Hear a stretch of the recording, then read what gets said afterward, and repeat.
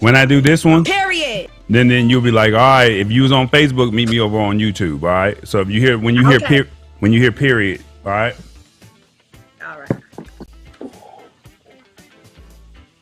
What the hell did I do with my remote? Be holding up your drinks. MC be holding up your drink when I bring you in. 1 minute.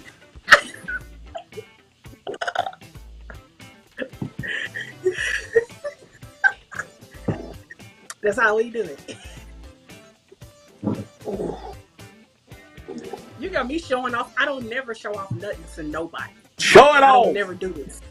I know you the only one. Like the only one. You got me so hyped. Like you in the lituation, baby. You in the lituation.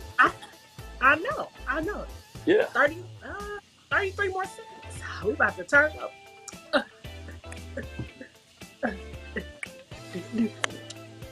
Yeah, you like that theme song?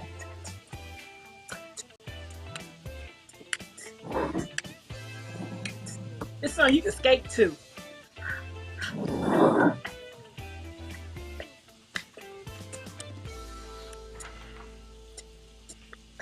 Zero, 5, 4.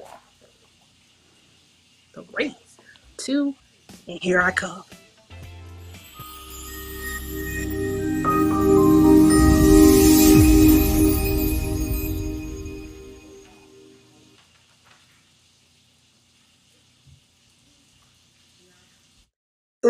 What's up, everybody? Welcome to Old School Tuesday Turn Up.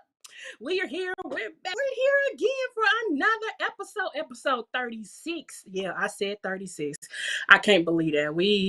I still remember we was episode 1, episode 5, 10, 15, 20, 25, 30. But now we over here 35, which is last week, episode 36. Welcome to Tuesday Turn Up. That's how we do it tonight. For the first time you guys were able to see me hold up something that's not like me, because I don't never show off no kind of drink, no nothing. But you know what? We gonna go right into it. Get ready to bring this guy in. We gonna laugh. We gonna talk. We just gonna turn all the way up. Please welcome the one, the only comedian host, Mr. MC Lightfoot. What's up? Baby, I'm here. Live and in color. And I'm glad to be here with Priscilla Watley, and we about to do our thing. Ow. Yes. Show off that drink. Remember I told you show up your drink. Let them see your drink. Tell them what it is. Let them see it. Yeah. This call that pissy. This that good pissy right here. We about to get good and pissy tonight. You know what we should do too? We should I think every time I use the word old school or thing, you should take a shot. You should take a drink. We should play a little game. I ain't gonna do it. I mean, I can do it, but I mean. Oh, you want to go there with me? I guess I can. Cause I don't think I got. Oh, so you got the solo cup. See, I'm over ice, but see, I can devour it in just 10 seconds and then go straight. But somebody ain't gonna last. Well, I gotta last because I'll tell you where I'm going after this, so I gotta last. Keith Sweat told you make it last. Make it last forever. Hey, we gonna do that. Okay, you know what? Here's what we gonna do. Here we go. Okay, here we go. This is what we gonna do first. So we gonna get your cup. I'm pour. I can't believe I'm doing this on live. Never. They gonna see me doing this. We're gonna go ahead and take a drink. Anybody at home who has a drink, get ready to take it. We're gonna do our first drink right here. Go ahead. Let's cheers to you, MC. Let's go ahead. Cheers to you. This is good too. This is too good. Now, y'all know the rules. Anytime if the fans, hey, you know what? I'm allow the fans. We're gonna have them to sit here. And if anytime y'all want to say the word old school, anytime we see it on the screen, and Tallboy's gonna let us know, and I'm gonna let you know. We gotta take a drink. That's suspicious. Oh, we ain't gonna make it to 30. Wait, this whole interview gonna last 15 minutes. This whole interview gonna last 15 minutes. Cause hey, listen to me. I've been drinking since 4:30 a.m. I've been drinking since 4:30 a.m. I couldn't wait all day, but I didn't sleep. I want what I got on the bed. I'm not mad with you. But I will be with you this weekend. So we can do it this weekend. I already have your, like I told you last night. I already got your food ready. I'm gonna have it ready for you on Friday. So hey, we got already people in the building. Hello to Miriam Graham. Hello everyone. Every King of Lit. Okay. You got a lot of people in here. MCC. Look, the fans are ready to turn up. Look, someone said, "Go on and get it in." And see, they trying to. Someone, that the sound like cigar like some of my people.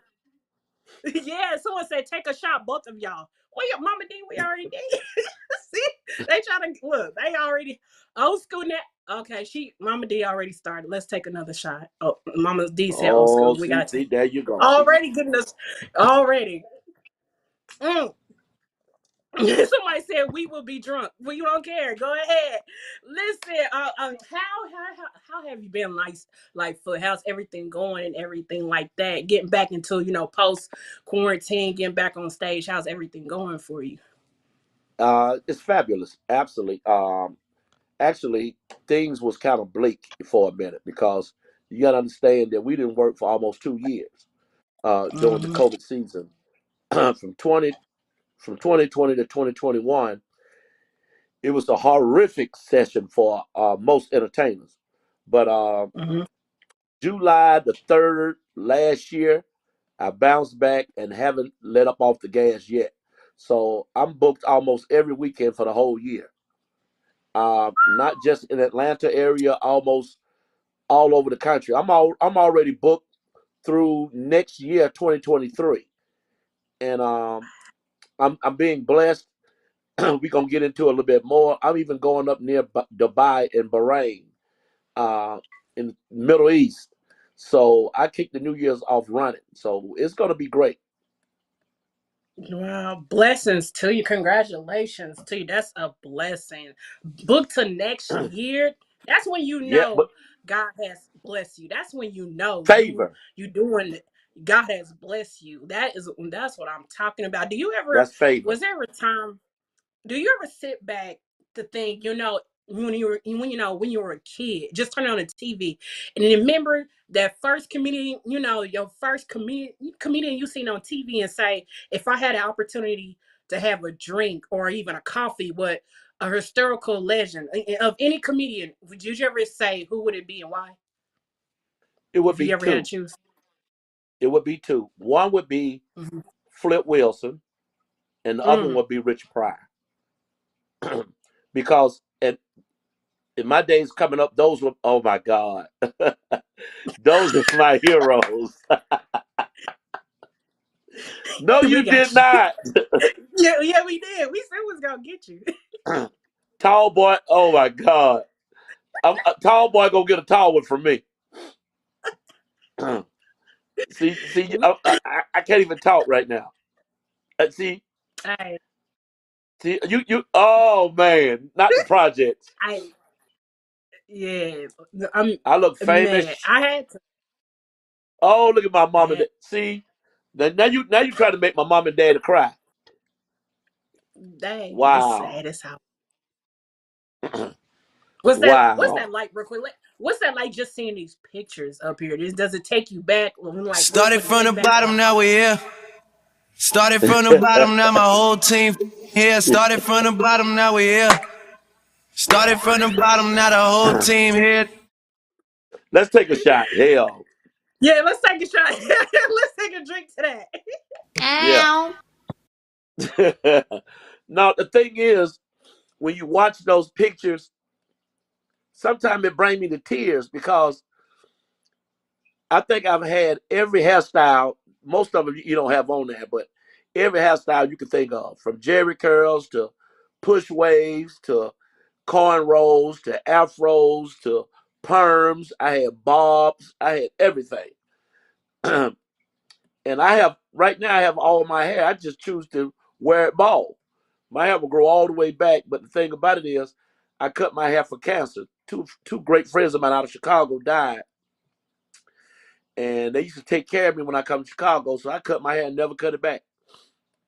So there it is. So I like the bald. Mhm. But when I see those pictures, it brings me to tears because when I grew up, I pretty much wanted to be somebody like a sportscaster. So you saw in one of my yearbook. Oh my God. Oh my God. That's my Shabadoo pop locking days.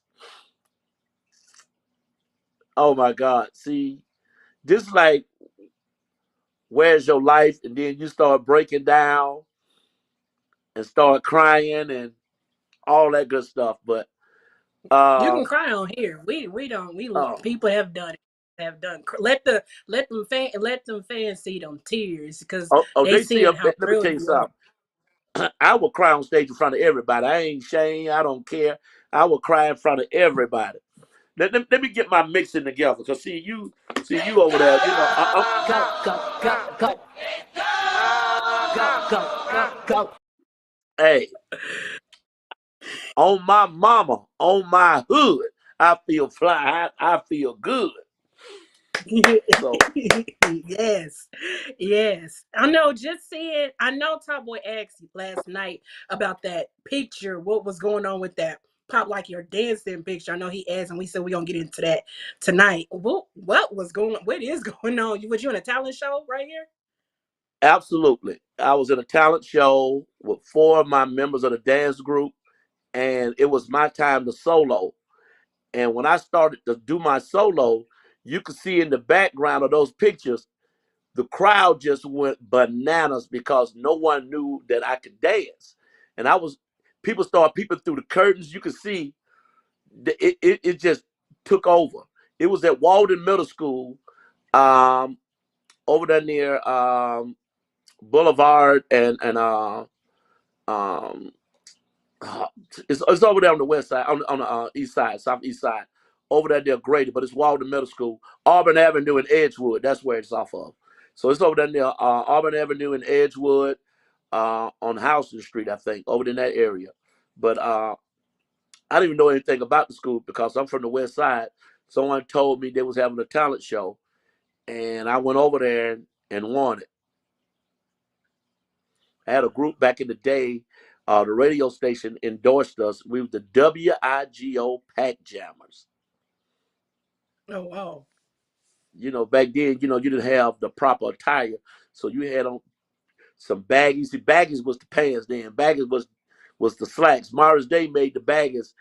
Him and Jimmy Jam and Terry Lewis, and he made the baggies fresh. So you have to have a fresh pair of baggies if you want a pop lock, and then you have to have the cover bond on and the white gloves and the footies so you can glide and move and moonwalk, and that's what it was. So that was me. Yeah. That was me. That was in the early 80s too. That was like 81, 82 sometime, like back in there. Wow, that's dope. That's hecka dope. Before I had sent you, we had showed the pictures and almost got you in the tears. I had asked you, who was that person you went to drink, have coffee with, and you said Richard Pryor and Flip Wilson. What was it about those two comedians, legendary, that you would one day want to have that? You wish you could have had that moment with them. Because they showed me a lot of diverse talent that they could go into sketch comedy, which I was a Hmm. huge fan of, being able to go into character before the Living Color came out and all those type things. Those guys could go into different characters. Richard Pryor had a array of different characters he could play and act. So Flip Wilson show to see the Flip Wilson show, they had everybody on that show from the Jackson Fives to Muhammad Ali to Sammy Davis Jr. and Gladys Knight. They had everybody. So I wanted to be. I started watching those guys work, and I just wanted to emulate them. And I do it on stage now, but I just wanted to sit down and pick their brain and have that cup of coffee and just figure out their mindset because they were way before their time. Hmm. Because it's Yeah, showing they up. were. It's showing up today. Yeah, most definitely. They did it, and people didn't really emulate or copy, but they brought that original and made you want to, especially Richard Pryor. I mean, where do we go with that one? Richard Pryor was a legend. Flip Wilson, icons, But see, legends. people sleep It. on the lady part. People sleep on Hmm. the lady part. I'm gonna tell you somebody who was a genius. Carol Burnett was a genius. Yeah. If you never witnessed the Carol Burnett show, Mm-hmm. where she could play different characters, see, that's where I am now. And Mm-hmm. people say, "Oh, you do this, you do that," but man, I try to imitate everybody. Mm-hmm. I grew up being, I don't know if you all get into it, but I started out as a Michael Jackson impersonator. That's how I Right. got my start, my little fame. What made you even want to sit there and impersonate the King of Pop? What was it about Michael Jackson, the King of Pop? You had to be the It was impersonator. What was whoever. it about him? If you're gonna impersonate somebody, Mm-hmm. see, James Brown was in that fold, Elvis Presley was Mm-hmm. in that fold, Michael Jackson was in there. If you're gonna impersonate somebody, let it be the best. Let it be the Yeah. best. I mean, nobody wanted to see nobody do somebody mediocre. You know, nobody want to see you do. He's not just imitate. You want somebody who can dance and just get the crowd aroused just by looking at the outfit. And I Mm-hmm. had tailors and seamstress making those original outfits. Oh my God. Mm-hmm. See that right there? See, Shot. let me tell you, Michael had just died, and uh, I'm hosting, I'm hosting in Los Angeles right here. No makeup. uh, See, I used normally had the makeup and all that stuff done. I just took off my clothes and went straight into this with no nothing, no pre-op. Michael had just died. Michael Jackson had just died, and we was in Los Angeles like 2 weeks after, and I was playing right next to the Staples Center. Oh my God! And see, I was moving around band equipment and everything. You see me running, trying to get to a clear mm-hmm. space. Well, I can. Oh, there it is, right there. See that part right there. Oh, that part. Oh my. Oh man. Oh, stop. Stop. Tall boy. Oh my God. Hey man, I'm responsible for the pictures, videos, putting them together, and after I Oh, send them so off to you did Tallboy. that. Yeah, that's my time. That's one of the things that when I bring artists on, I go and look at whatever pictures you have through Facebook, through Instagram, and I get Wait. videos Hold on. on, Priscilla. Hold on. So before I even brought up the Michael Jackson part, you already had it ready. Yeah, yeah, Is I that what you did. telling me? I didn't even know you was Yes, gonna ask me these questions, but I just went into the Michael Jackson thing bit, and you already had a video ready. yes. See, that's doing your That's research. Thank you. And some people, for me, when I bring artists on, I care about the artists that I bring on. So it's my job to go out there and dig up your pictures. I find them through Facebook. I pull your videos from YouTube, whatever. I know that the audience will love. I think as if I'm the fan. Okay, what they like to see, and so in the way, because the way I have everything formatted for Tallboy, the outline and everything, video pictures already there. So when you bring it up Michael Jackson, it was already there. It was somewhere in my questions, but it's already there. It doesn't matter. As long as Mm-mm. it's sitting right there, just No, pulls go a ahead. muscle. Go ahead. Go Whenever ahead. you talk, yeah, you pull talk about Michael Jackson, all he goes in and go grabs it. You know, that's how we do. That's how we do here at Old School Tuesday Turnup. And some people, artists, they don't see that. They don't know until they get here, see pictures, see videos, and they're like, y'all really, y'all, oh, okay. They Where respect did you us dig for that up at? You're from YouTube. I typed I it know, but in. I'm saying you. We would be wondering that from you. Like, how did you get that? Where did you get that from? YouTube. Just typed in impersonation. Any videos you done, most of all your stuff is there, and I go pull whatever that I know is they'll fit that's available from YouTube, and boom, and I use it. So that's one of my mini research of all the stuff that I do. That's a lot. It's a lot of stuff that I do. Artists don't know because some people journalists don't take it serious. You know how they bring you on and talk to you. Okay, it's time to go. No, I don't want that. I want to show you your pictures, your video, things you done forgot you ain't seen in years. Show that. Right. Let them know. Let the artists know you appreciate them. So Can't touch this. yeah. That right Oh, there. oh, hey, that's on YouTube too now. See, he messed up with that. Hammer? Oh, man. I had the pleasure of having Hammer for my birthday at Wolf Creek. Mm-hmm. Oh, wow. Can't touch this. But thank you. But no, I thank you though. I do the research on my artists. That's why, like when fans, I ask them who do they want on the show, and then I bring in people like you, surprise them with certain artists, and then I go out and find whatever you all have out there. I go and try to get what I can on that artist. So that way, make you appreciate your interview even more. Someone, Mama D said she's the best, Miss Watley. Oh, thank you. Thank you. And yeah, and you know what the fans said, MC? They said we owe them 3 shots. I don't recall. I thought we did one in the beginning. We did another one. I thought we did at least about 3 already. Or did we do 4? I'm at my 7th. I'm at my let me dap my face a little. Mama D said we owe y'all owe us 3 now. Oh, we owe 3. Well, I was drinking behind the scenes every time the camera went. Yeah, tell them that part. Exactly. We drinking like behind, like y'all don't see us. I've already took a swig. But no, but MC, there's something that you said. You said there was something you stated, I've read where you had said, look at God. You were motivated because you wanted to be a journalist. You were a cover analyst you wanted to be a cover analyst for the NFL. You play sports. Your mainstream was comedy. So you just mixed comedy and hosting together and made yourself a comedian host. When you speak something into existence, what are the hurdles you had to overcome to get you to your success? Haters. Mm. Haters was your biggest hurdle. No, you did not. I'm on the sofa looking like Lionel Richie. Now, see, how you gonna ask me a question to show that picture? How you gonna ask me that question?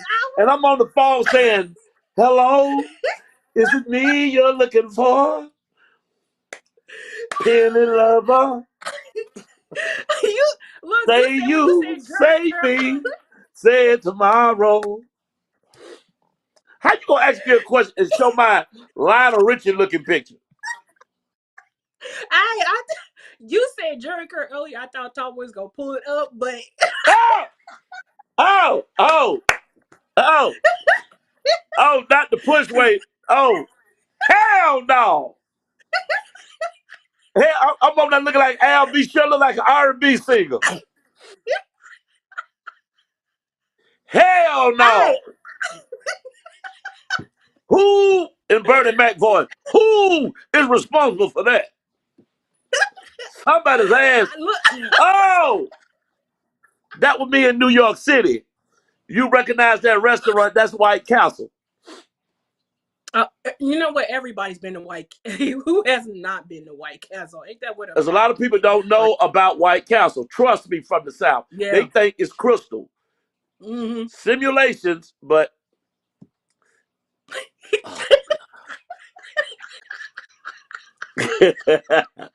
somebody's ass gonna get whipped.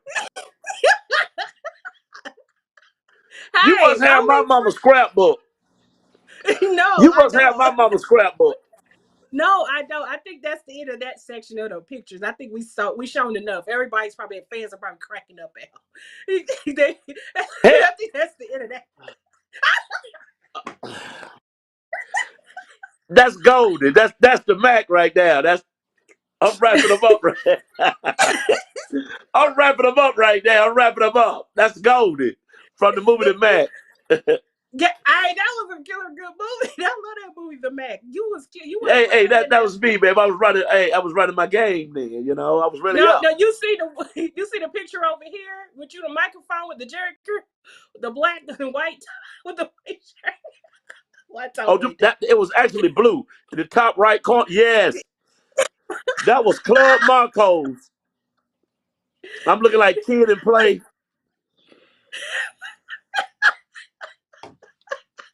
You know what? Let me put my blinds on. I got to put my glasses back on. Shot. Right, shot.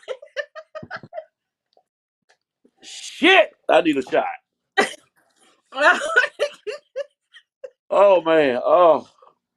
Hey, we take you back with the photos. Only I can do that. Like hit you with bam, bam, bam, bam, bam. Hit you with the photos.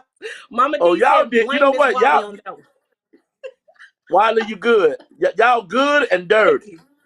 You good and dirty. You down and Thank you. dirty. Somebody did their Thank you. research. Someone said she went deep in the past. Yes, I did. Yes, it's the bald head for me.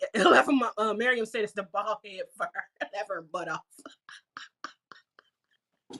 Oh my God. Man, the fans are eating it up. Someone said he had Oh that my move right God. there. Oh my God. Someone said hello. Hit the spot. Hello. Is it me you looking for? What did you? I mean, that line of Richard picture. Oh man, I like one No, of the what was the Commodores. Oh my God. You couldn't tell me Them I wasn't pants. the shit. Hey, brother, what was you doing? Where were you going? I think we may got some more pictures. I think Tallboy just say, oh. Oh, there go the Bob. There go the Bob. Hey man, I'm whipping somebody's ass after this show. I think that's it. I think Go, go, go, go. Go, go, go, go. boy, we That okay. you good, Thank Priscilla. you. You Thank good. you. Y'all find hanging out the window with my wretched ass friends. Go. I'm F-R-E-E. Go, go, go, go. Shots. Go, go, go, go. You know what? I mean,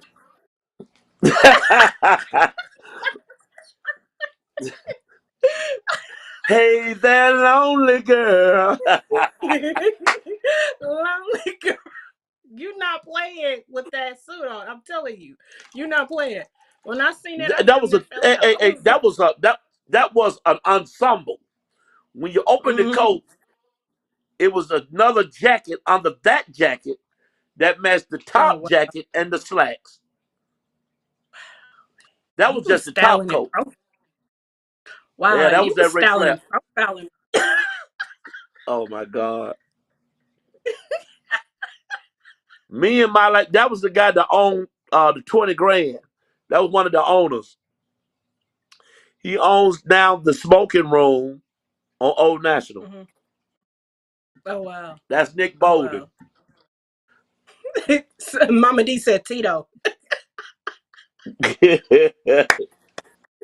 And then Miriam said back down memory lane. I know. I love when I do artists. They probably go cracking up at home like, damn, she just hit you with all them back with all the pictures.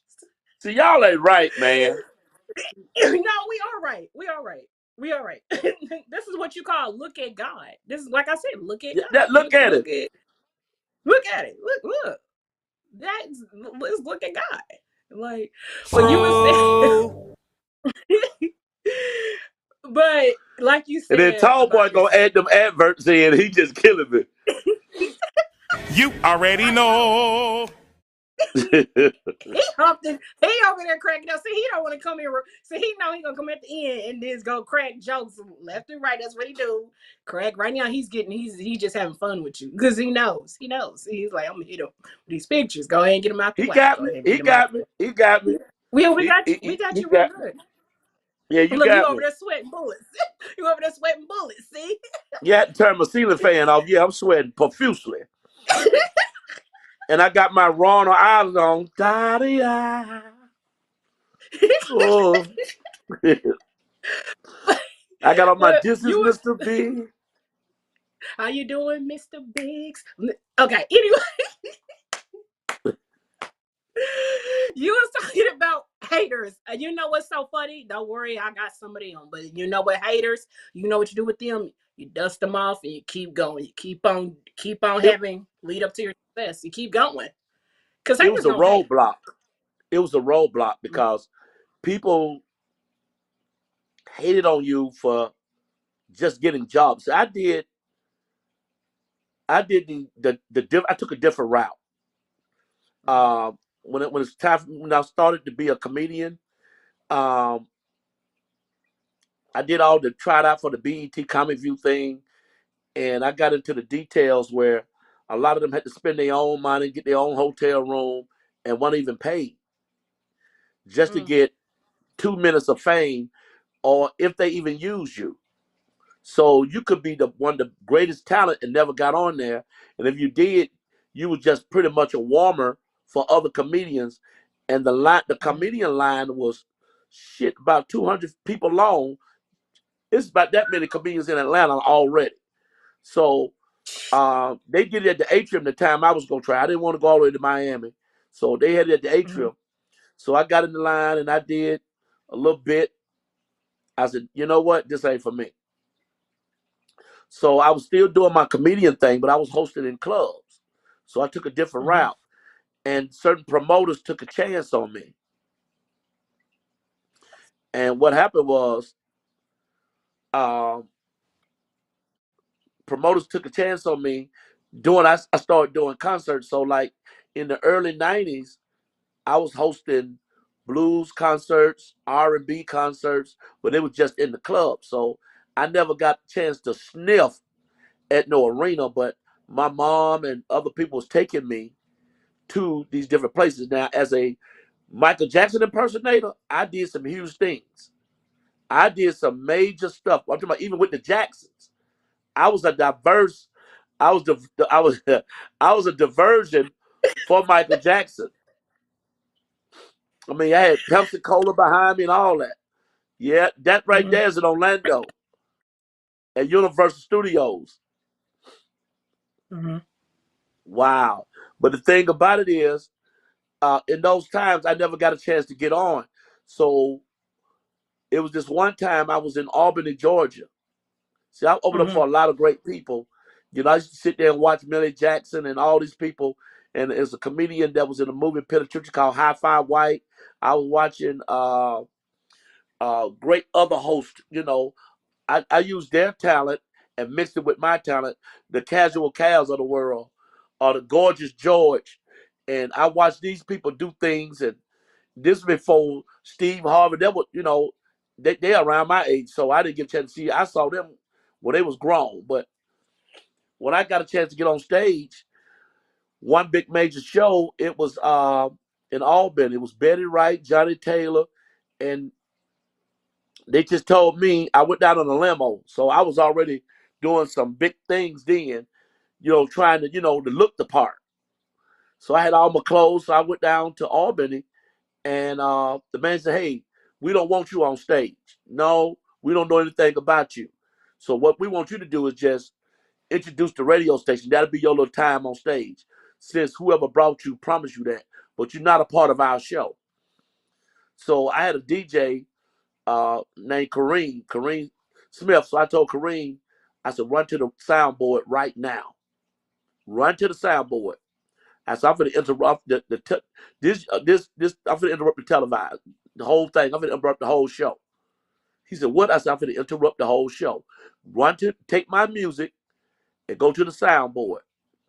I walked on stage to introduce the radio station and went into my bit. I said, they told me just to bring on the radio station. And I said, F that. I said, I came here to show my ass, and that's just what I'm going to do. And the crowd started screaming. I said, so you radio station people, if you want to come up here, I'm going to eat your ass up. Nobody moved. And I told the DJ to hit it. And I went into my series of routines. And the crowd was screaming from beginning to end. That took about 10 minutes only. Then I introduced the radio station, and the crowd started booing. And I walked off and went back to the limo, rolled the window up like I was David Ruffin or somebody. I mean, I had done made it. I done arrived because I got those screams, and I was just feeling myself. So the promoter ran down to the limo, started pecking on the window. Hey, whatever it takes, I'm gonna bring you on. Just hey, You can host the rest of the night. Please, please. They're going to tear the place up if I don't bring you back out. Hell no. Hell no, what it was. And when I did that, me and that promoter been friends over 30-some years to this day. From 92 Wow. to 2002, it's been almost 30 years. And I got my Wow. first comedy show. I want you and Tallboy to listen to this lineup. This was 2003, going to 2004. It was actually 2004. I want you to hear this lineup. Nobody heard of me but Earthquake. He just know me through Atlanta. But nobody really knew me. Some of the guys knew me from doing shows in the club, but the stars did. It was T.P. Hearns from BET Comic View. It was Cheryl Underwood. It was Marvin Dixon. It was Earthquake.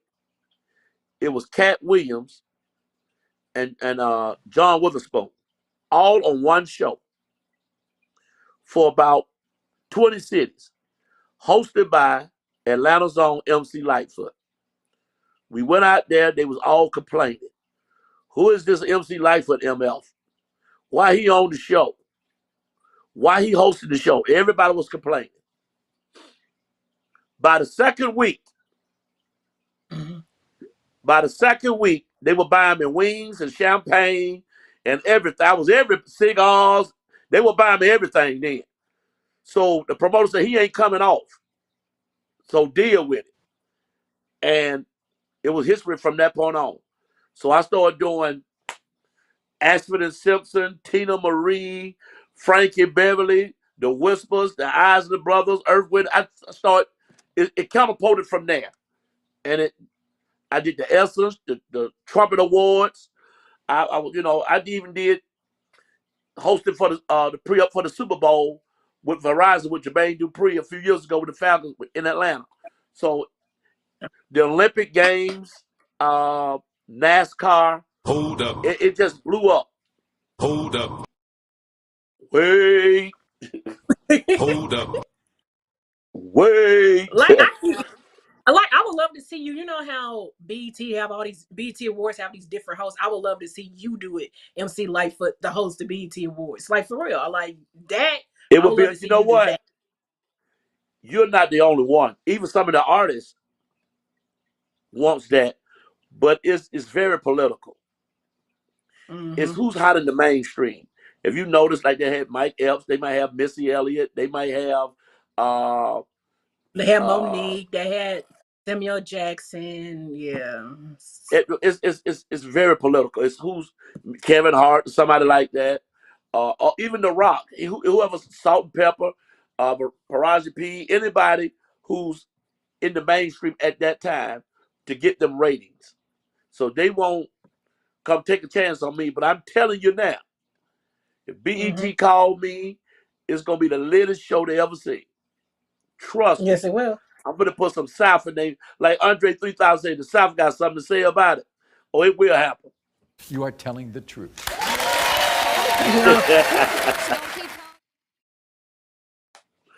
Tallboy crazy. Well, I tell you what, but sometimes I hate the word political because they too. When you do host, they're too worried about, like you said, who's in the mainstream. You know, they had Jamie Foxx, like I said, Monique. But sometimes it's not always about that. It's about what the fans want. Get someone like MC Lightfoot who would blow the whole entire award show away. Then that open doors for you to host like the Grammys and, you know, Billboard Music or NAACP Awards. You know, and it's sad that our own people have to, you know, it's all about who's popping, who's mainstream. Like, forget that. No. Go with someone who's going to kill it. That's what really matters, in my opinion. But they will wear one person out because they're hot at the time. They'll let one person. I'm not throwing shade at nobody, but they have one person to host everything on every platform. And a lot of things I've had people say, "Hey man, I'm gonna give you a start. I'm gonna put you on this." I know somebody, but they are afraid that I'm gonna take their job. I don't want their job. I want my own job. If I got a Yeah, chance to replace you, well, create something else for me, a platform for me, and you can have whatever I did for you at that point. I'm not looking for your job. I'm looking for my opportunity to go somewhere else. No, I feel that. That's like you basically create your own lane. I feel the same way for me. Like I do Absolutely. what I do the way like you see with pictures and video. I do it my way. I don't want to do it like everybody else because I'm creating me. I'm making Priscilla stand out more. What I want to be. What I that way if someone comes and sees me, oh, we already know what to expect with this girl. You know, she's different. She's this. She's The lie that. detector Yeah. test determined you are telling the truth. And you know what? Someone made a comment saying that if you have haters, that means you're doing something right. And that's a true statement. That's a very true statement. That's a Very. statement. Yeah. Because what someone said, if you got 15, if you got 10 haters today, find out how you get 5 more by Friday. Mama D said he's telling Mama D said he's telling the truth. But no, Yeah, but well, that is true. you know what? People will not only hate on you Hmm. for no reason, but they will slander you with the unknown. They will Oh create yeah. stuff and make up stuff about you. Like, hey, I've had people to call the car dealership and say, "Don't sell this guy a car. Don't sell this guy a car." That's crazy. That's suspicious. But Very. we call it a car dealer. Like of all the things, I'm calling. And if you're the car dealer person, you're gonna believe a person on the phone. Like you missing money. That's stupid. See, I hate stupid crap like that. Like you were sitting up here judging before you get to know. You know the saying, never judge a book by its cover. Because you could be sitting there missing your own opportunity, your own blessings. But to call a card, where does that even Hey, people? you probably could have sold 10 more cars and somebody would have been there. That's my favorite sound bit for The Price is Right. Doom doom da doom. Oh, I love But that. that's stupid to someone to listen to people to even. I'm trying to sell. You trying to buy a car? Oh, call. Hey, don't sell such and such a car. Okay, first of all, what the? But you know what I learned? You got to be careful who you tell your business to or say what your next move is to a person, because your haters they'll be the ones to block it. But That's sometimes why. it's like this. Sometimes we're Hmm. excited to do something or to work on a Hmm. project and we want to share it and get everybody behind it. And you can post it on social media. Hey, y'all, I'm about to embark on this situation. Hell, somebody Hmm. will call the producer and say, hey, you need to get somebody else. We don't like him. And then sometimes it's an override and the promoter or the producer put you on. Their ratings went through the roof. People actually love you. It was just that person, and they found it out. I've overcome some huge obstacles Wow. by defeating the odds. Hmm. No one, being from where I am, besides Bruce, have got close to this platform. Me and Mm. Bruce went to the same high school together, so I have big ups for Bruce. Um, one of the guys I kind of looked up to, and I used to watch him work and have some similarities to some of his style. So I give great honors to that. Yes. And Bruce Lee, he's the truth. Like you can hear it when he does his comedy, when he's gonna tell it like it is, like he's funny as You hell. know what it is. But what You know is what it? it is. It's being real. Hmm. See, some people try to fake who they are to be funny. They're funny, but in the inside is fake. So you take some of the spotlight away from them, and then you can really see Hmm. the fakeness. Now, I'm gonna give you some true people who don't need it. A person like Bernie Mac. You can see the realness in Bernie Mac.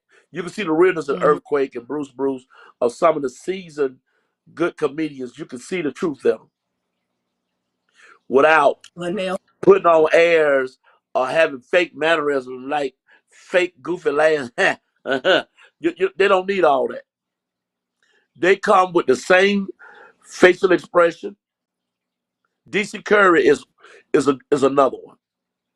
Mm-hmm. DC Curry is a mentor of mine, a big brother, a real good friend of mine. I mean, we working on projects together as we speak. Um, we working on a sitcom right now. So I have a lot of different projects out there. Just had to put them all out there. And one of my projects is similar to what you're doing today. What you Mm-hmm. all doing right now is a huge. I'm put it out there, but I didn't want to put it out there. Um, it's a documentary about me and my life. Some people put up some huge sums of money to share this. So I'm working on this as we speak. A lot of stuff I just haven't told anybody about because as we said, we got those haters that's gonna Mm-hmm. try to find a That's way. going. So I don't mind airing it because they don't know where it's coming from. They don't know who it is and what it involves, what it entitles. So I'm able. I've had 4 different radio interviews with several radio stations, all of them. And the reason I haven't got a morning show or evening show, I already know what it is. Mm-hmm. I don't want nobody's job. I don't. I just want my own lane. Give me my own slot. I don't have to be a sidekick. Hey, I can do my own thing, and that's why you have platforms such as yourself. Um, being the podcast thing. So Miss Watley, that's the type of like this old school Tuesday turn up. Those are the things of being very creative in the mainstream of entertainment and news and the art of putting people on and showcasing their talent, such as what you're doing now as a great host for y'all, for your own platform. Thank you. Yes, most definitely. But there is something I want to ask you. You said about your docu-series. My thing, save your docu-series get told into, let's say, a movie. What kind of story would you want Those told? are the intentions. Those are the intentions. Mm-hmm. We don't know where it's gonna go. We done seen this before, Mm-hmm. where people documentaries transform and catapult into something else. Mm-hmm. And hey, you know what? I'm gonna throw it on the wall. If it stick, let's see where it's gonna go. Mm-hmm. It could turn into a weekly TV show. Maybe Yeah. like the Bernie Mac show, the Hughley show, the Steve Harvey show. We don't know where it's gonna go. But most of the stuff people put out there, it be about their lives. I mean, hey, I give think me something like the Sampling MC Song. Light. Yeah, but I think the MC Lightfoot, the show will make a good, because most of them, like a lot of comedians and had their own show, from Bernie Mac to D.L. Hughley, Steve Harvey, Cedric the Entertainer, Monique had her own show. So my thing is, if all those artists, those legendary comedians, can have their own platform of shows, and they was on for 5 seasons, some 6, then why can't MC Lightfoot have his own show?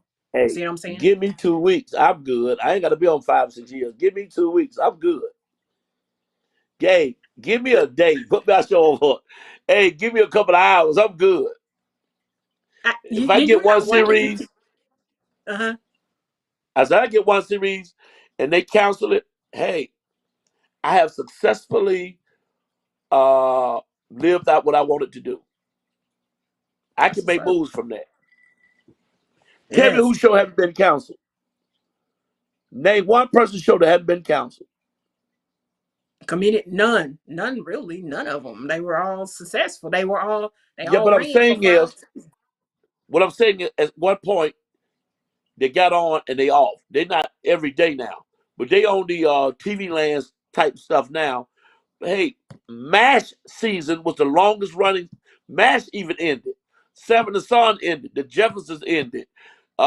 Good Times ended. Family Matters. Steve Harvey, Yeah, Family Bernie Mac, Matters. all these shows ended is what I'm saying. Mm-hmm. So if I got 2 weeks, I'm good. It's Yeah. gonna end at some point. But let's not forget, like you had Oh wow. Martin, you had I know Evelyn Champagne Evelyn King, Champagne King, Howard Hewitt.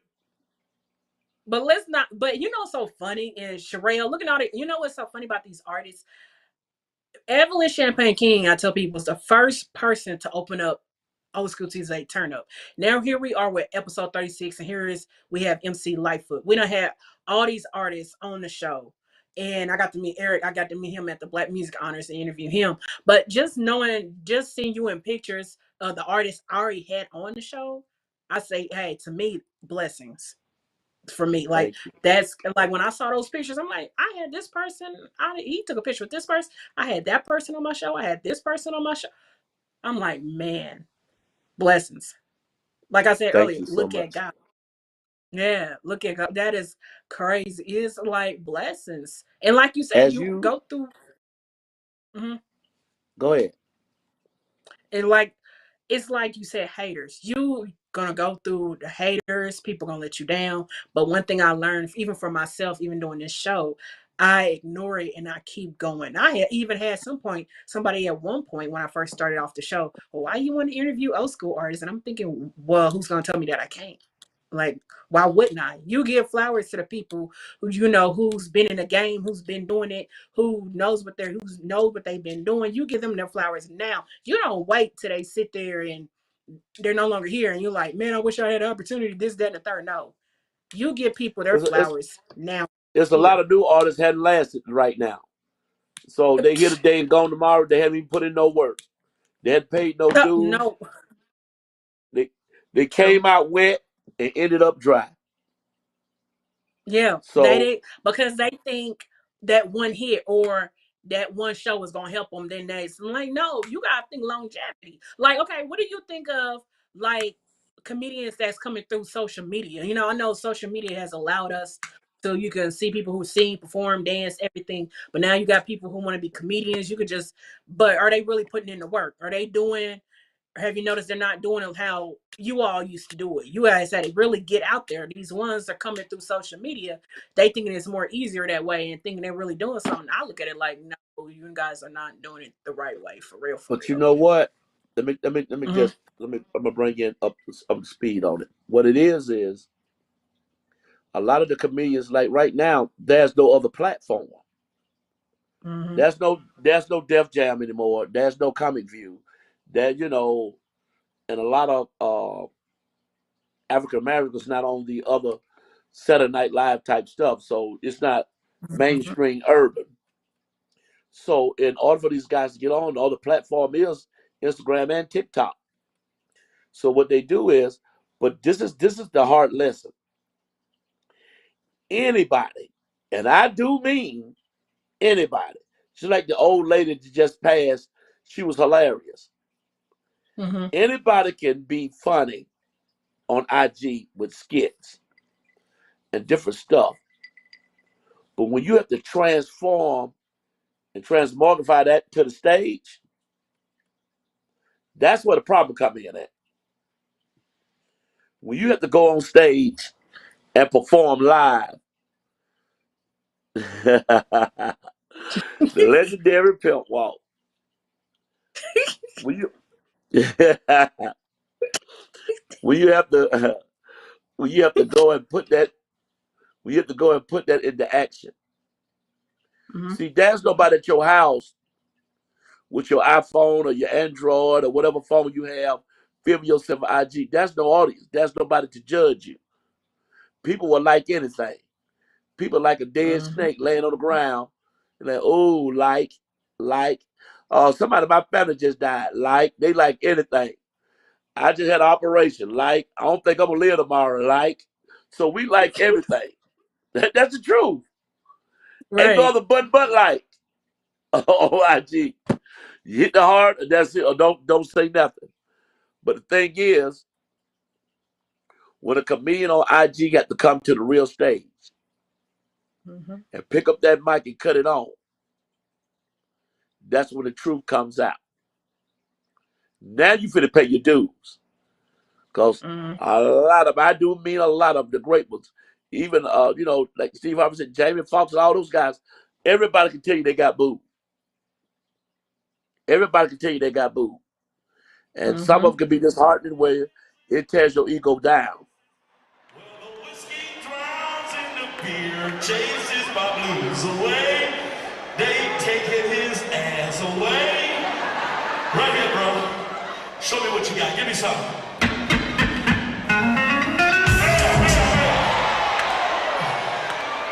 Man, you killing me. That right there. That's a good song, too, and I want you to play that.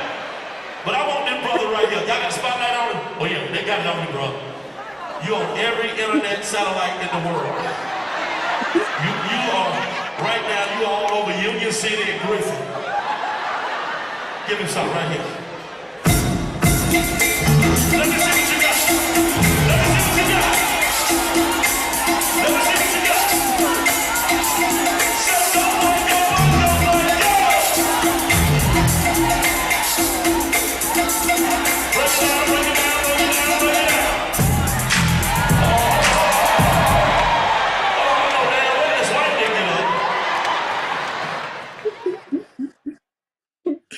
It's an art to that. Yeah. It's an art to that. That people think that's easy. That is not easy at all. Being in front of thousands of people, especially when you at a facility or a venue every week. People see you every week. So they have to feel your energy every week. You have to change some stuff around or they'll get tired of you quick. You there every week, every year, every summer. That's a lot. So yeah, that's the part I love right there. Give me something, man. Party people.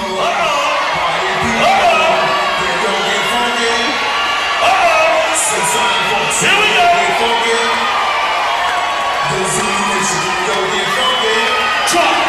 Drop that shit now. Let's go.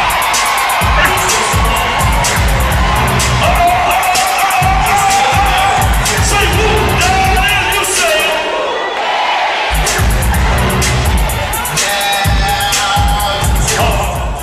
Oh man. Hold on. Y'all get y'all cute dancing ass and sit down. He had to get club Ellery. He motherfucking hate. Give me a real couple, man. A real couple. Light the house lights up for me a little bit. Give me a real couple. I got about 5 minutes. Give me a real couple. Real couple. Real couple. Real couple. Real couple. Where you at? Where you at? Where you at? Right here. Another cowboy? Put a light on the cowboy right here. He look like he been drinking Coors all week. Give him something, man. Party people. Party people. He need room. He need room. So sign folks, don't get funky. Oh shit, come on. Don't get funky. Somebody got behind. Yeah, just hit me. I don't know what they're doing. Just get down.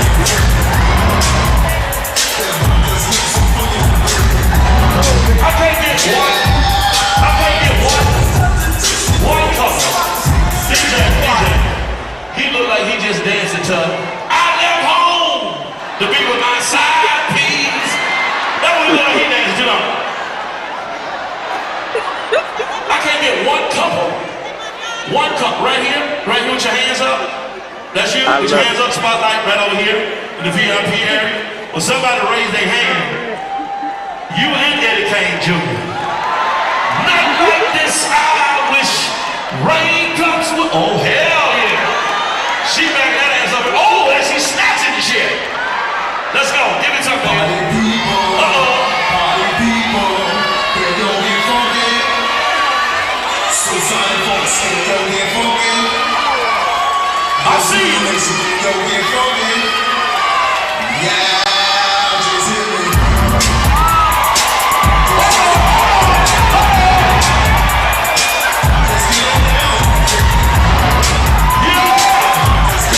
So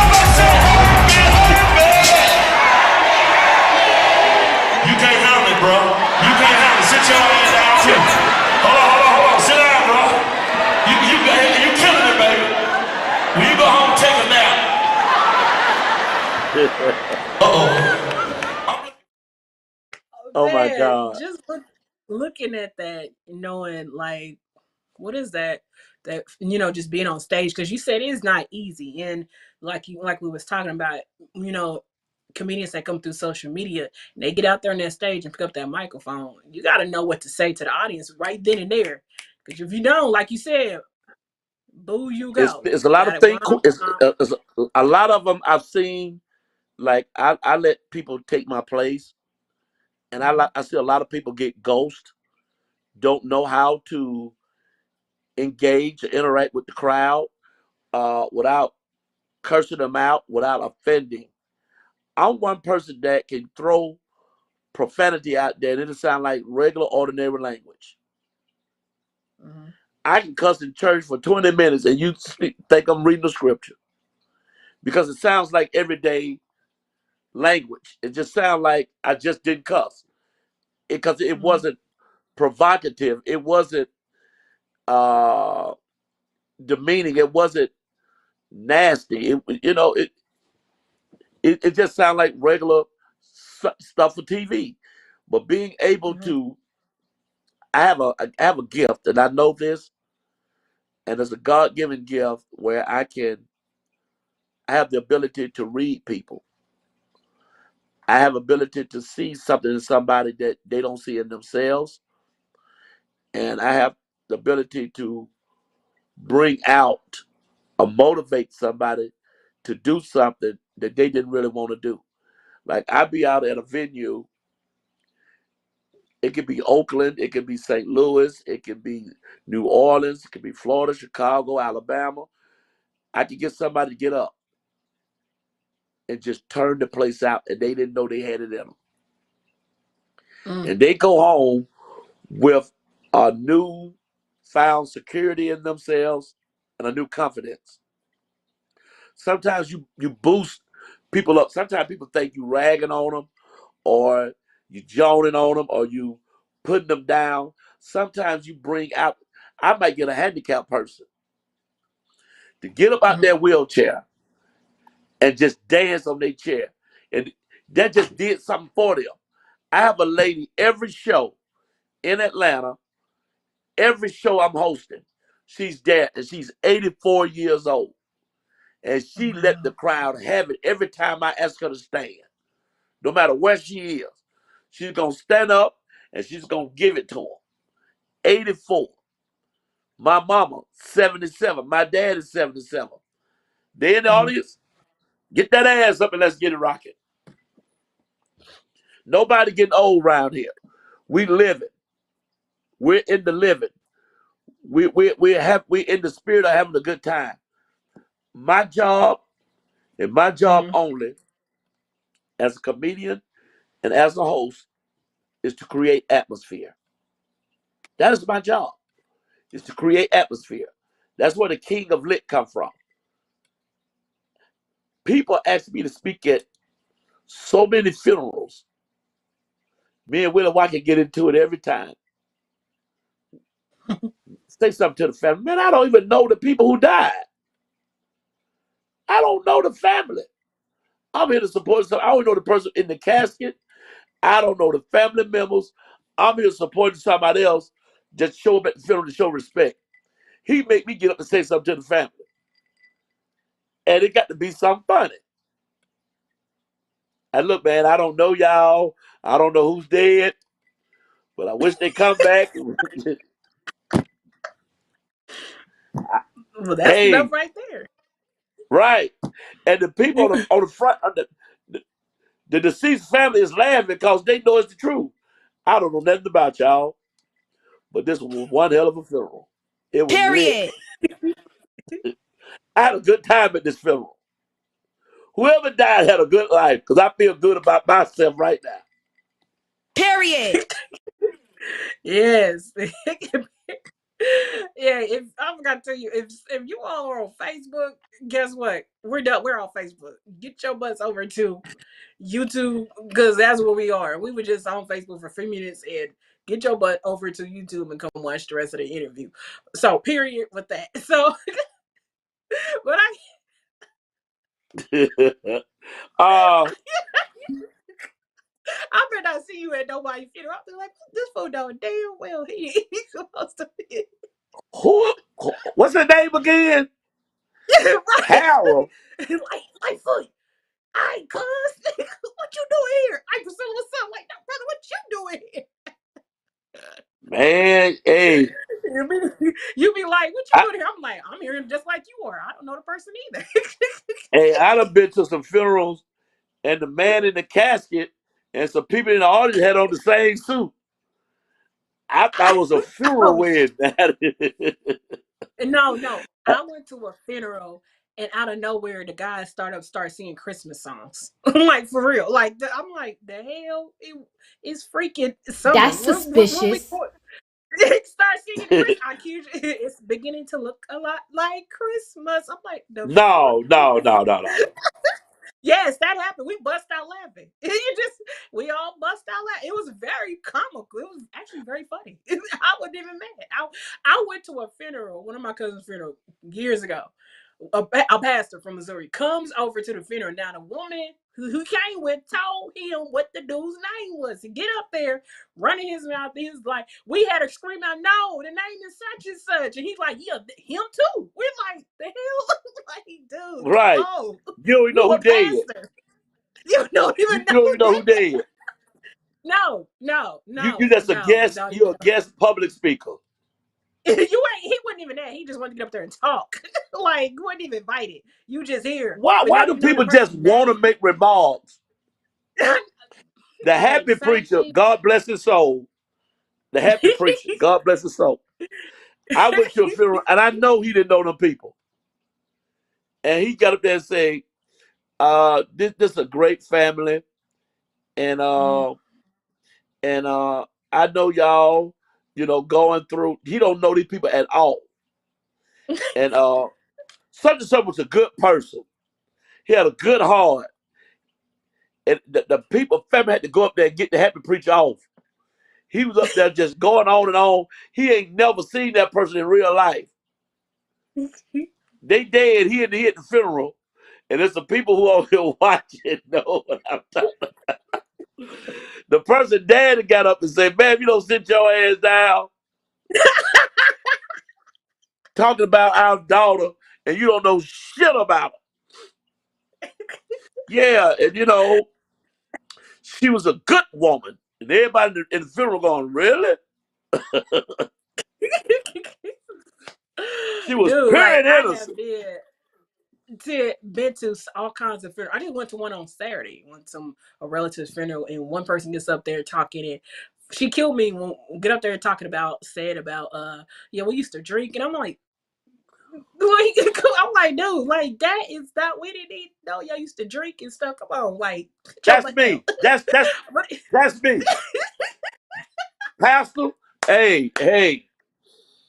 Everybody here met us in the club. So hey, you can turn up, you can take your cloak off. Take your cloak and that collar with that white stripe in the middle, take it off. Hey, everybody here met each other from the club. I did a funeral and I worked at the Blue Flame. The person at the Blue Flame died. So you know that whole funeral was about what? Well, never dancers there. Pastor, hey, everybody here, hey, look, we can't offend nobody here, Pastor. So, hey, man, it was a whole lot of puss and whores in that club. I'm just going to go and put it out there. And I had a good time. Yeah. What? Hey, and Pastor, that go Strawberry over there. I put a lot of money on Strawberry. Strawberry, can you still make it clap? True. If people don't know what Blue Flame is, it's a strip club in Atlanta. I went to it when I was down here in May. Okay, I went to it. I worked there 25 years. Oh, for real? Yes, and I still have affiliation with them right now to this day. Really? I go to work right now. There. Go. We can talk about that after the show. We'll talk about that after the show. You and I went, and some girls are, they were, nice, and some girls I'm like, man, y'all need to stop putting shit in your ass. Like, stop. That's disgusting. No. Not just putting shit everywhere. It people Right, getting they are. No. headshots, people getting hairline shots. I mean, shots for the edges. They gone, baby. They I gone. know. I know. I know. What tips will you give? Will you give for like an upcoming comedian, an upcoming stand-up comedian? What kind of tips will you give them? My tip is you don't worry about the money right now. Money messes up everybody's mind. I made more money doing free stuff than anything. I made more money doing free stuff. Nobody's gonna pay you to audition. Nobody's gonna pay you to audition. You got to get out here Mm-hmm. and put in work. Pay some dues if you want some longevity, you want some success. You got to get out here and put in some work. Hey man, a lot of that stuff right there you seeing Mm-hmm. on the cruise. When I first started out, Mm-hmm. performed a whole week, and probably made $300 for the whole week. Oh wow. $400. But I got a chance to, but guess what it did? It was like the army. It took me all over the world. Yeah. I done performed in Europe, all over Europe, you know, Dvarnovich, Florence,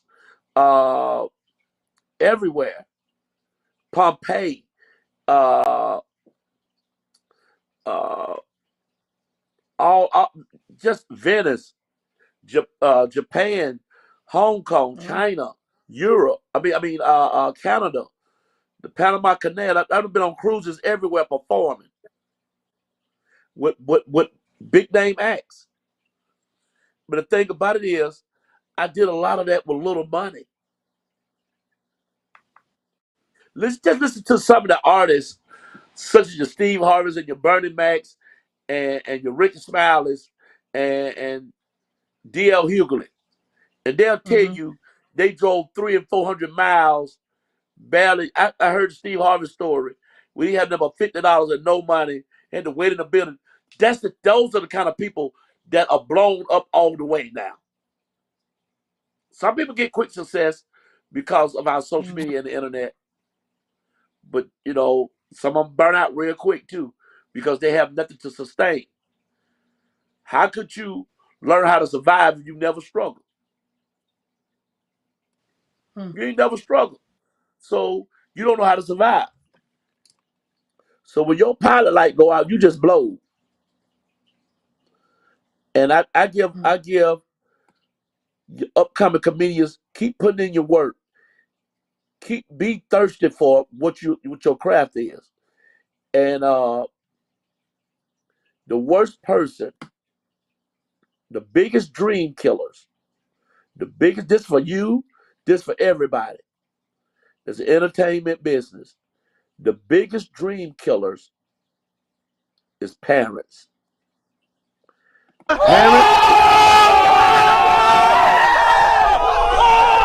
Parents are the biggest dream killers. I'm one. My mama one. My daddy one. Your parents are. This is not the life they carved out for you. You want to rap.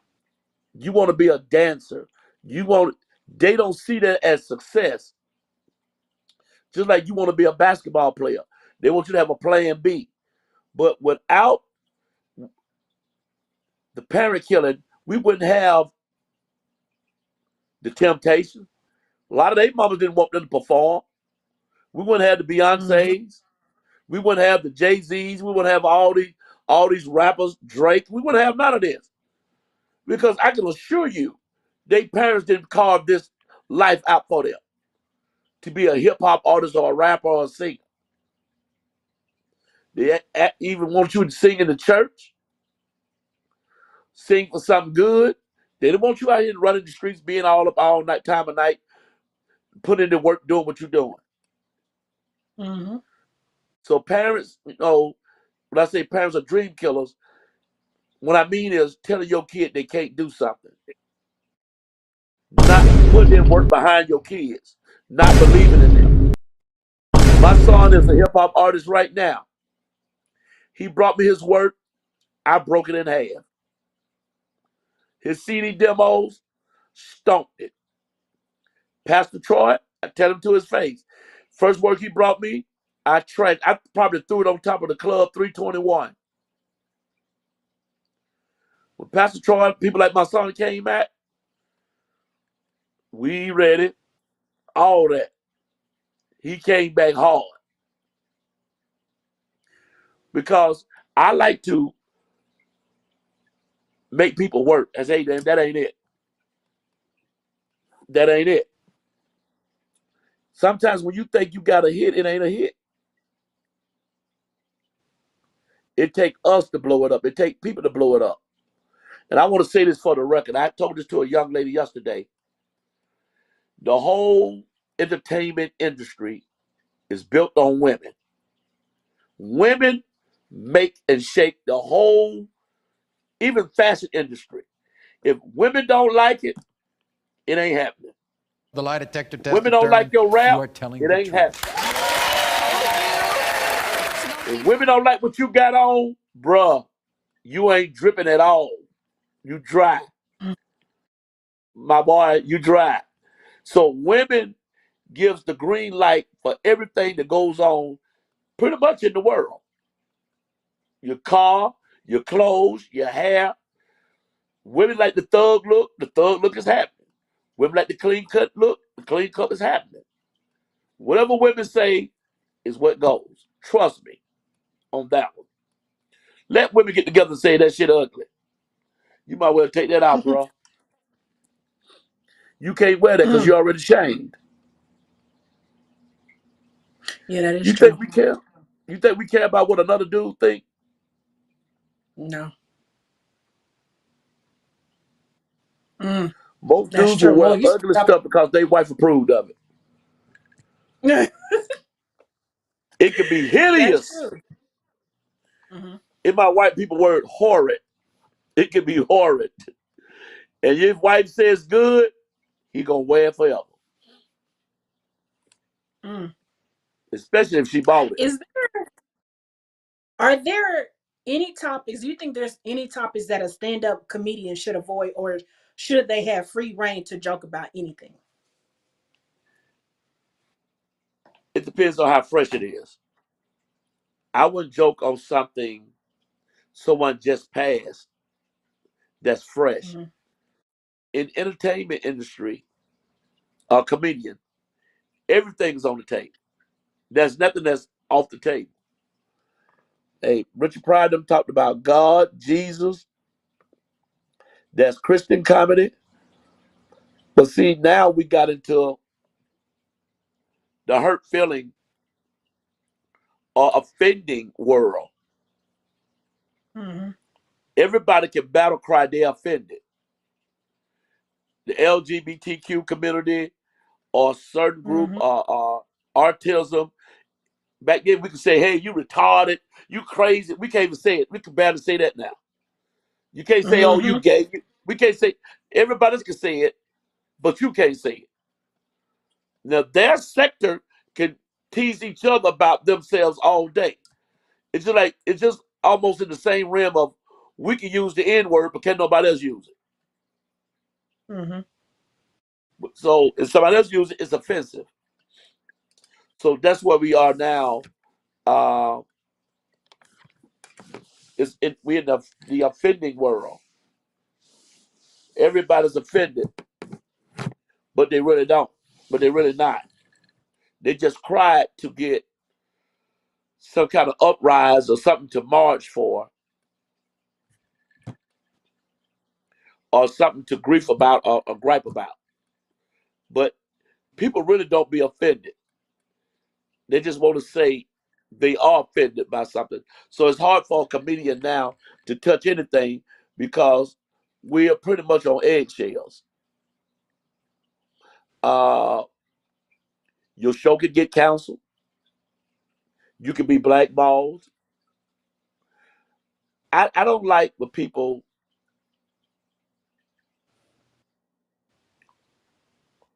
something done to a child or a rape I don't see no comedy in that. Some maliciously done to a child. Uh, some things that just or certain handicap situations. Or I don't see the funny in that because somebody's actually struggling with that. But you can make fun. You can put it in a funny way, but just to harp on somebody's ailment or injury, nah. Especially when you talk about, or somebody should have got raped, or somebody was maliciously assaulted. But now you can barely get political. Mm-hmm. Can't talk about the Republicans. You can't talk about the Democrats. Can't talk about the president. People will find something that you say offensive no matter what you say. So I've never seen a perfect show, and I've never seen a perfect comedian. I'm not perfect. I have people that will complain at some of the shows I do. He cussed too much. That sexual bit he did, I'm offended. Well, I feel like, hey man, I got 3,000-4,000 people out here. You the only one offended? Really? Right. Get out your feelings. That little part right there wasn't for you, but don't complain about it. You just don't like it. But don't call and report something that you just don't like. Because we all can report the sound wasn't right. We can report, hey man, my seat was too small. I didn't have leg room. So people will find something to great. We use the word Karen, but there's a lot of Karens, black and white. We find something to just gripe about or to be nosy, just something to be angry about. Drake. Right. Drink. True. You're right about that. They always say this generation is too soft because yeah, it's been complaining about everything. People, it's like it makes no sense. Like just let people live, be who they are. You are right. Comedians used to have. If you go back, listen to everybody from the past, from Richard Pryor to Martin Lawrence to Eddie Murphy, Bernie Mac. They back then you could say whatever you want and be funny as heck. Nowadays, not can't say this, you can't say that. It's like, man, where did We this generation censored. go? We are Where did it come? censored. Yeah. We're censored. We're censored, and it's the hurt feeling generation. Everybody. Mm-hmm. My thing is, if you're in your feelings, either don't go, don't come, Mm-hmm. or just leave. Yeah. If you feel like they're picking on you, just leave. But don't ruin it for everybody. If somebody said that you don't like, hey, that was your point. But you would laugh at somebody else joke about somebody else. But when it got on you, you can't take it. And that to me is hypocritical to the comedy realm. But you laugh at the black jokes. You laugh at the white jokes. But when it came to the gay jokes, you offended. Mm-hmm. Me, I hate when people say, we got our first gay diss, or this person is gay. If you're going to be gay, you ain't got to tell nobody that. Why is that news? Why we got to know that? Just play. See, now you don't put the spotlight on this person. You put a target on that person's back. We would have never known that if that person had to play. You're not putting my sexual preferences out there. You're not putting everybody else's sexual preferences out there. So why isolate that person? The first gay basketball player, the first gay NFL player. Why we need to know that? Right. Just be gay and we won't know. The teammates won't know. So won't nobody be feeling uncomfortable around that person. If they homophobic, is the word we can say. We won't know that if we didn't know your preferences. Your preferences are your preferences. We don't need to know that. That shouldn't be news. Whether you're gay, straight, hey, indifferent, whatever you are, some things don't have to be told. Everything ain't got to be told. Nope. Then when somebody put your business out there, you want to sue them. Drink. Right. So Tracy asks, that's true. Everything you said is very accurate, very true. But Tracy Mathis asks, how did you discover your passion for comedy? I didn't discover it. It just snuck in. You know, you do something and you start getting comfortable with it, and you just start riding with it, but then you start putting more behind it. Me, when I do something, when I was the Michael Jackson impersonator, or the impersonation that you seen that Tall Boy been showing, I'm very passionate. I'm very passionate about everything I do. It takes me all day just to pick out outfits. That ain't just that is real stuff I got on. Uh-huh. I don't have on all my stuff. I just put on a little something. But that wig costs about $80. That's a $60 hat. That's about a $350 jacket I got on. That's passionate. That means there's no pants I pulled out of Target or Ross. I had to practice that stuff. That Yeah. I mean, I can't believe you found that. And actually,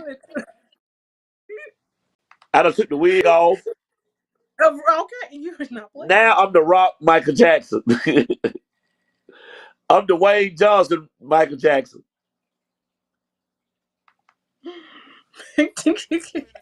Oh my God. Former lead singer of the Temptations is in the building. Y'all show love, Los Angeles, for Ollie Woodson. Y'all give it up for Ollie. Treat her like a lady. Ollie Woodson, the late great lead singer of the Temptations. Organization have put kids through college. I'll just give a shout outs then. But yeah, so I just had to do a tribute to Michael Jackson because he had just passed, and me being an impersonator, I had to, show that I could do that. Mm-hmm. But those are cousins and friends of mine, and me performing right there. And I've been doing that almost my entire life. My mom, we used to be at Hancock Fabrics and different fabric stores, getting sequins, and we wasn't going online then.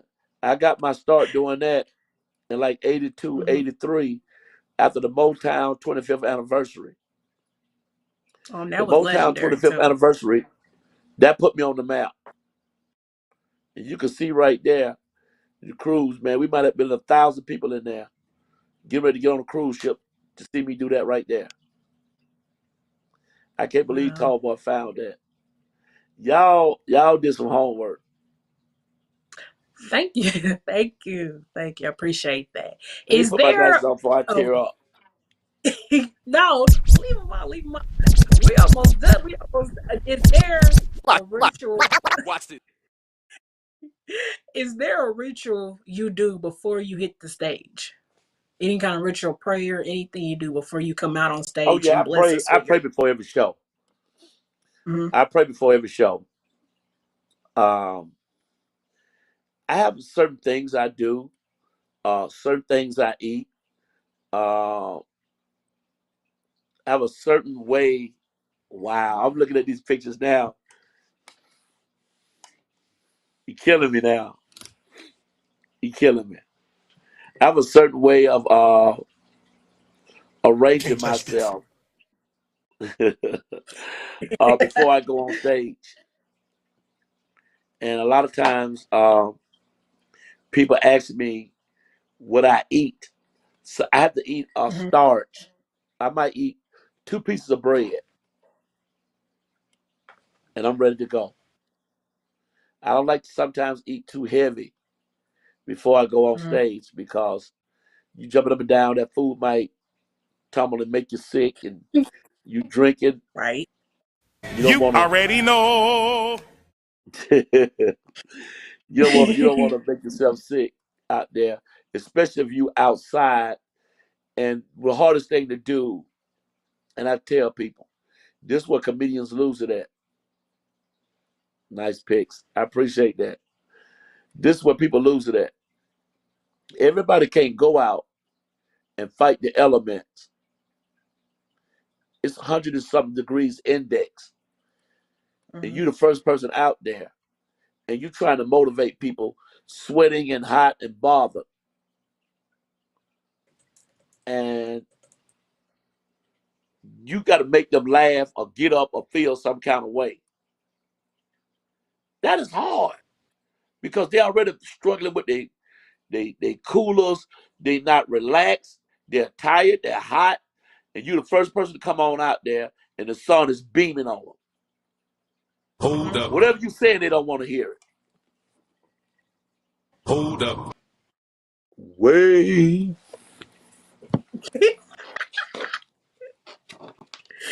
Then, what does last question, what does MC Lightfoot want his legacy to be?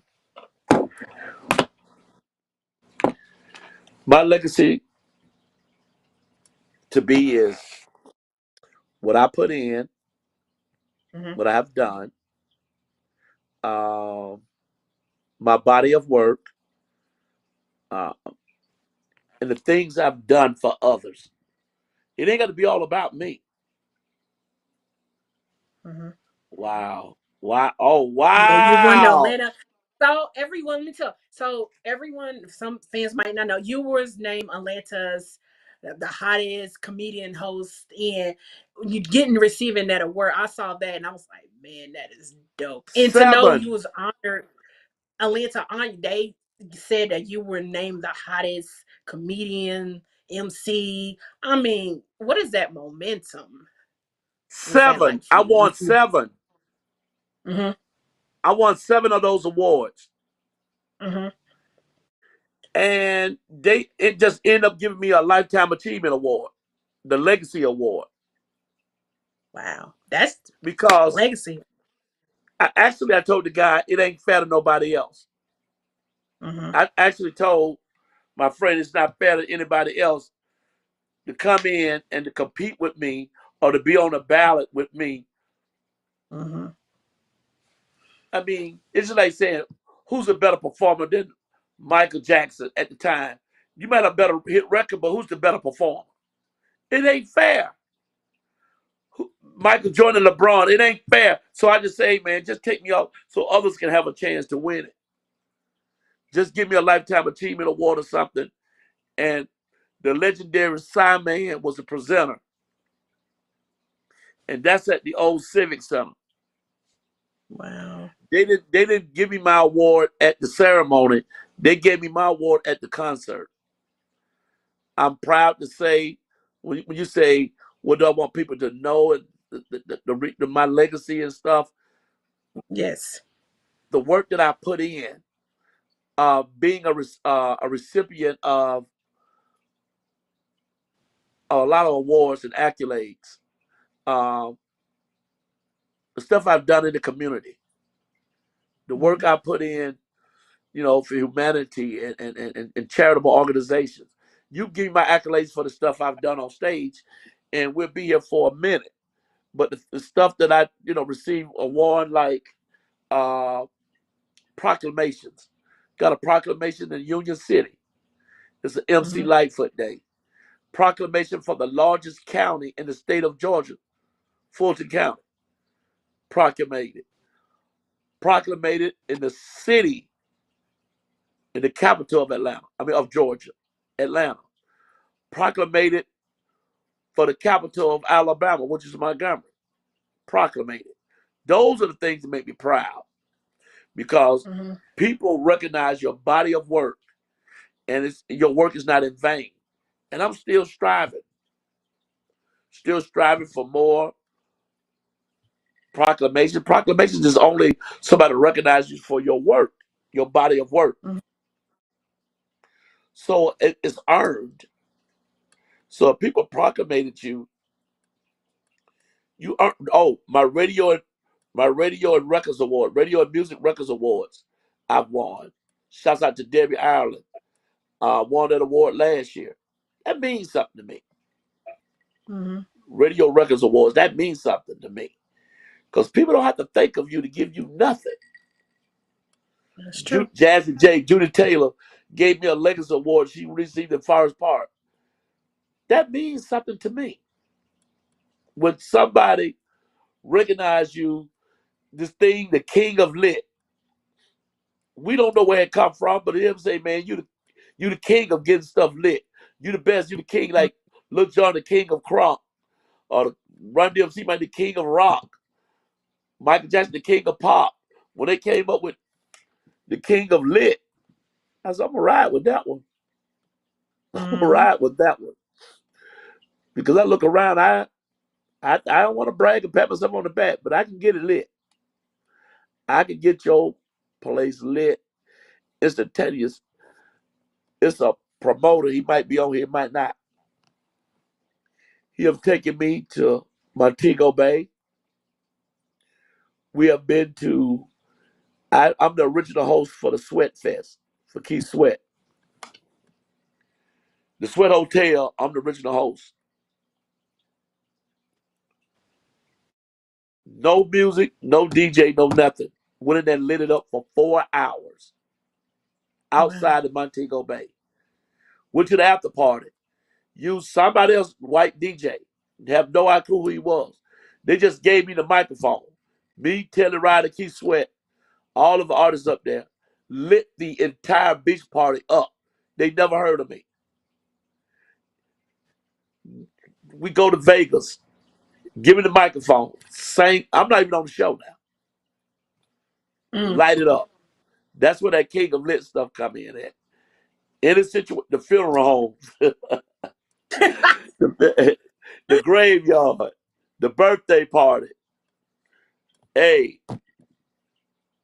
Ryan Cameron used to do a joke on me like everything hosted by MC Lightfoot. The inauguration hosted by MC Lightfoot. Whatever it is, hosted by MC Lightfoot.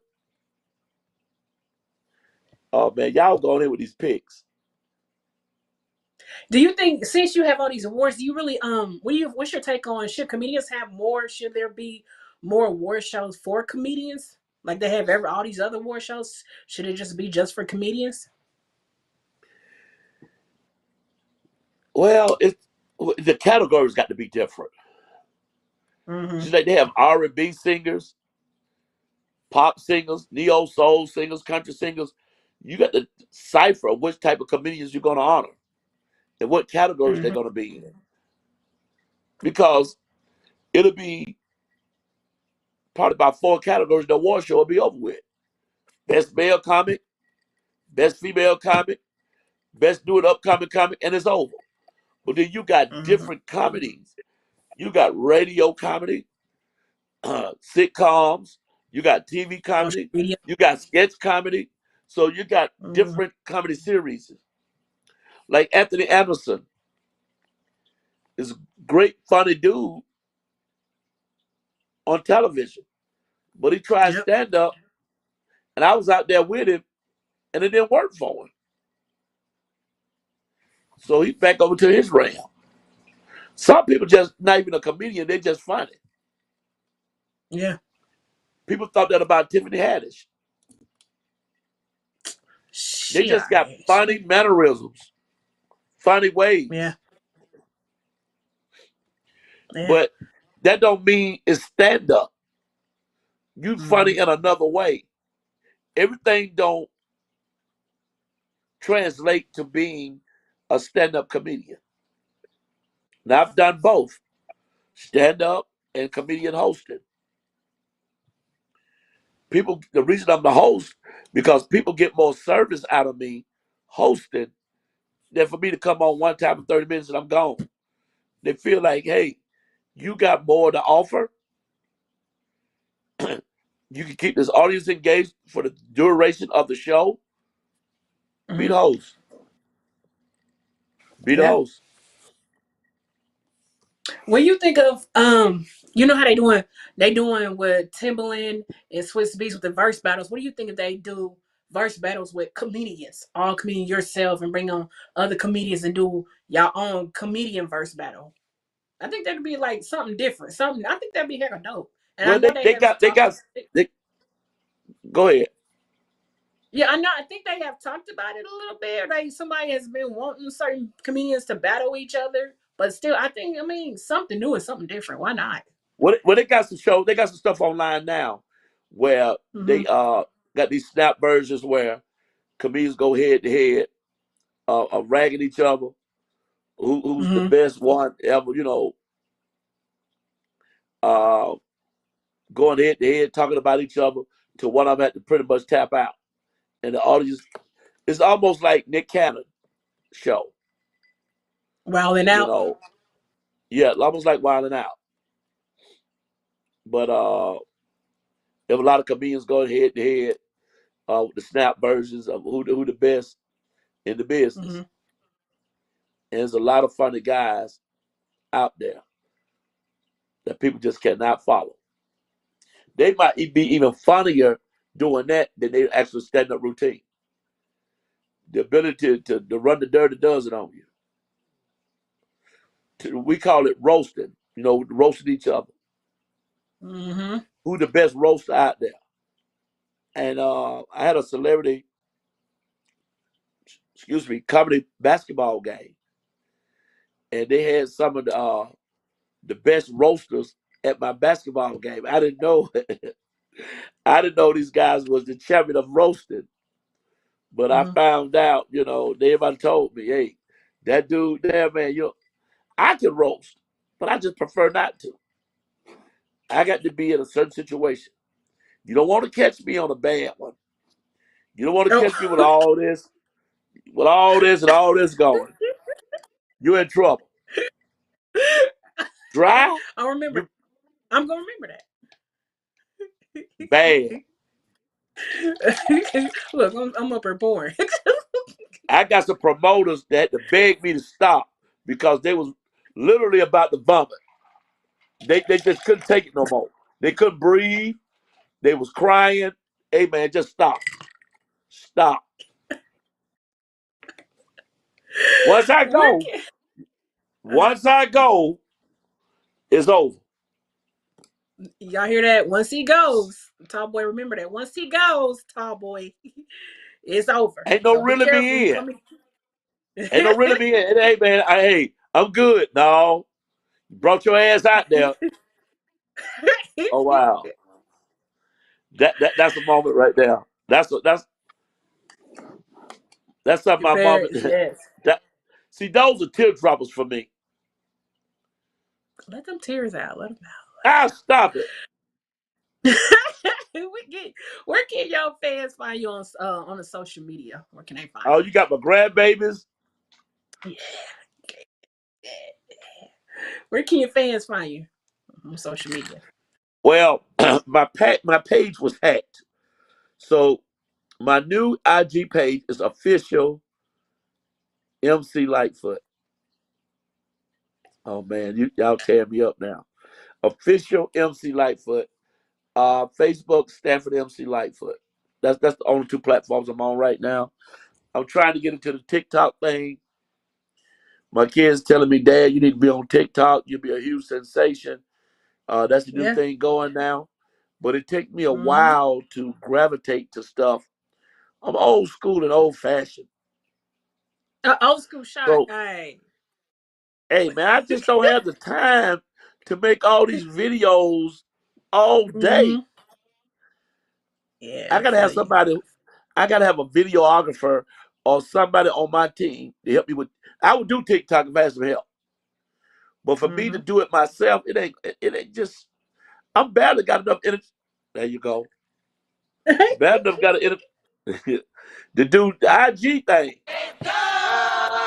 Do you know how many hours you have to put in to do IG? That's 12 hours of work a day or longer. It all depends what you're doing. Like it depends on what you're doing. I just post my videos of the interviews. Posting and promoting. See, I'm promoting Yeah. so many concerts. Period. Yeah. And I'm a ticket outlet for some of them. So you got Period. all those different things going. You got ticket promoting the venue and the concert itself, promoting yourself. It's a lot. People say, why you post pictures? People say, why you post so many pictures? If you don't post pictures every day or do something, you will be irrelevant tomorrow. People only remember what they saw last. You only remember what they saw last. Stop promoting yourself and you won't be heard of again. Right. Let your fans know where you gonna be at this weekend. Let them know where you're gonna be at this weekend. This weekend, what part of Kansas City? Is it Landover? Andover, Kansas. Andover. Yeah. That is. Kansas. But I There you always go. say Wichita. Yeah. So it's Andover, Kansas. Yeah, he gonna be where I'm at, y'all. Well, he ain't too That far would from be me. Saturday. I'll be there Friday and Saturday. Sunday, I will be in Albany, Georgia with Tank, Genuine, and Pleasure P. I come back home. I got a jazz concert on July the 3rd. I have Scarface Farewell Tour concert here with Bon B and 8 Ball of MJG. And on the next night, I have Kim. But before those two concerts, I have concerts on the lake in Griffin. So we're gonna be on the lake down in Griffin. So it's on my page. So before those two concerts, if you don't have tickets to those, you can catch me in Griffin on the Lake Pavilion. It's Lake Pavilion in Griffin. It's called the Lake Pavilion. So they got the Barcades and different other groups down there. Some local talent, some great local talent, some Tabitha King, some 911 bands, and all that stuff going on the 3rd and the 4th of Labor Day weekend. Also in Montgomery on the 2nd, I have a blues all white party with Sir Charles. On the October the 8th, I got Jonesboro. We're gonna be out there with Keith Washington, Loose Ends, Atlantic Star, Angela Winbush, myself, and a host of others in Jonesboro. So and then I go all the way up to October the 15th, which I'll be hosting the blues show at Chastain Park with Tucker and Big Pokey and a host of others. And then I go on a cruise. I got I do my own cruise with my sister in Chicago. So it's the Sweet Classic Soul, oh God, I can't even say it now. This the drink. The Sweet Soulful Cruise. I put 3 other cruises together. The Sweet Soulful Cruise. The Sweet Soulful Cruise. And It was we at go this out to moment that he Montego knew Bay. he fucked up. Hey, I wanted He everybody to did. know under this blouse and shirt, I'm naked. I'm Don't tell him. bucket naked. He really is, y'all. He ain't playing. Balls with He's no serious. draws. He Balls told me with that no when draws. he came into the chat room. We about to get into this game real quick. Y'all find hanging out the window with my wretched ass friends. I'm L-R-E-E. Go. All right, get the game go. Okay, look, we call this Old School Tuesday Turnup Feud, like Steve Harvey Family Feud, but I do it my way. And we just ask you, I ask you 10 questions. You got 60 seconds to hurt. Oh, they got your fishing picture. Hey. Oh, I love the fish. Look. Hey, though, Tallboy can't fish. We found that out yesterday. Right. We He found can't that put a out last worm. night. He can't bait his hook. He can't. He don't know how to do the bait. He don't know how to throw it in the hook. Even I can do. Look, I ain't gonna get into that. I'm gonna leave him alone. We ain't gonna clown him. We gonna we ain't gonna clown him. Let's leave him alone. My grandbabies can fish.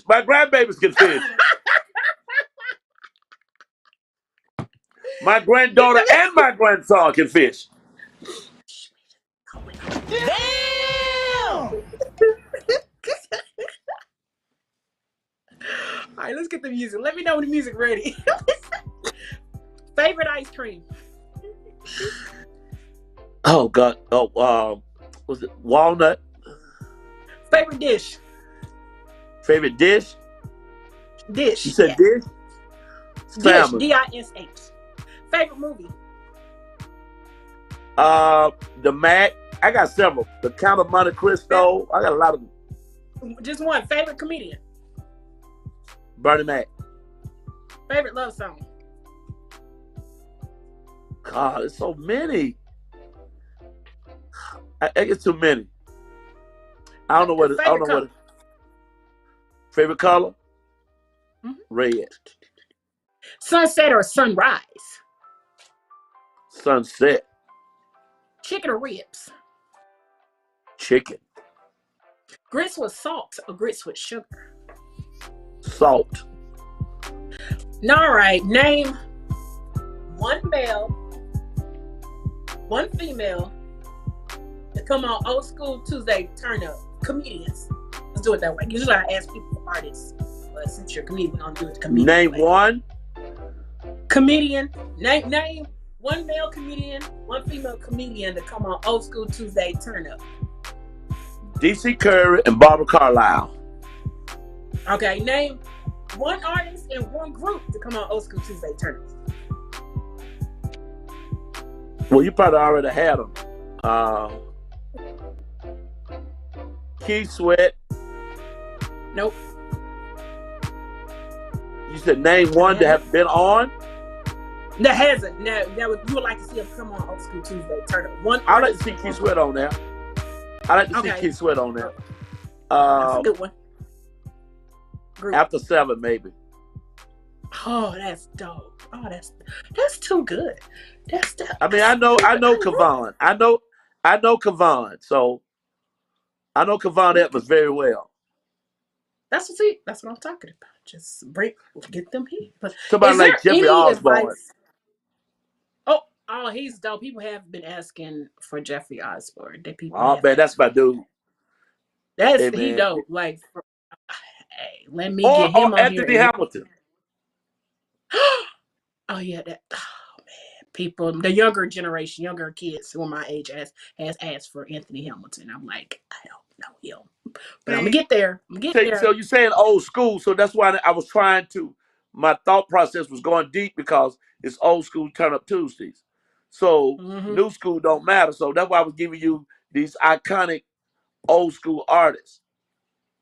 Like, well, now Big Boy, Outkast, Big Boy is old school. Well, he hung out with me. Ronnie DeVoe hung out with me this weekend. He's old school. So you get perfect. Bill DeVoe, all three of them are here. Poison.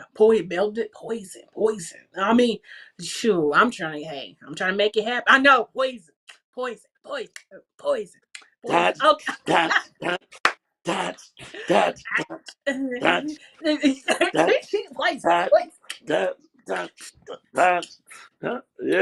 What is he doing? He's beginning to believe. What? You see, Tallboy be on this. I don't know where you get this bit from. I don't know. Is there any advice you would like to give myself? Hey, you know what I need you to do real quick? Give a shout out to other artists.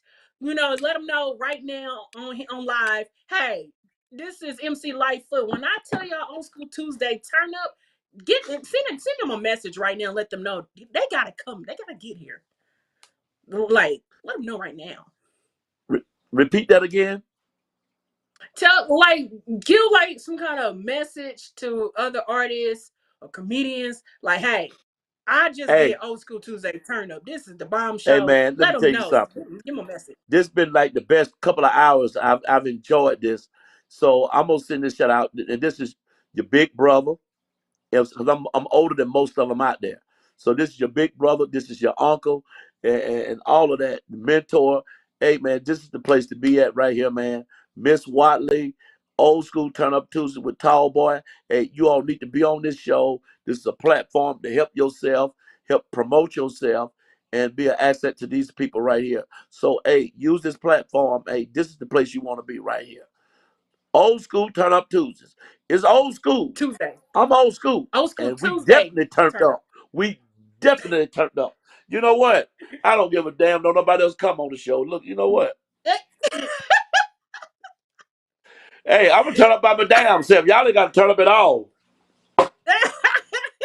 Started from the Drink by bottom, now we're here. myself, smoke by myself, Started get from the turned bottom, up. now my whole team here. Started from the bottom, now we're here. You Started ain't from got to the bring the bottom, whole now the team. whole team here. Is there Me and any Priscilla, we advice? just get turned up by ourselves.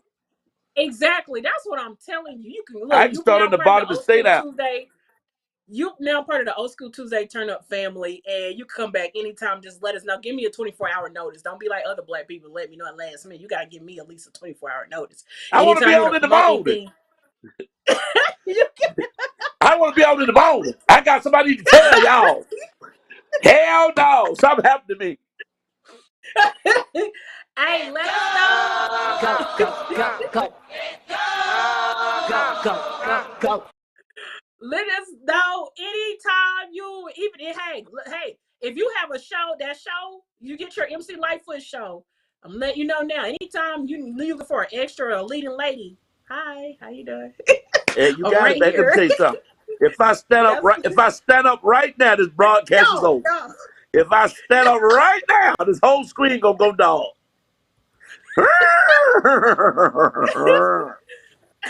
It's gonna be a cool. Oh yeah, that's how you can support me right Yeah, there. do that after the show. Yeah, do that after the show. That's how you can support me right there.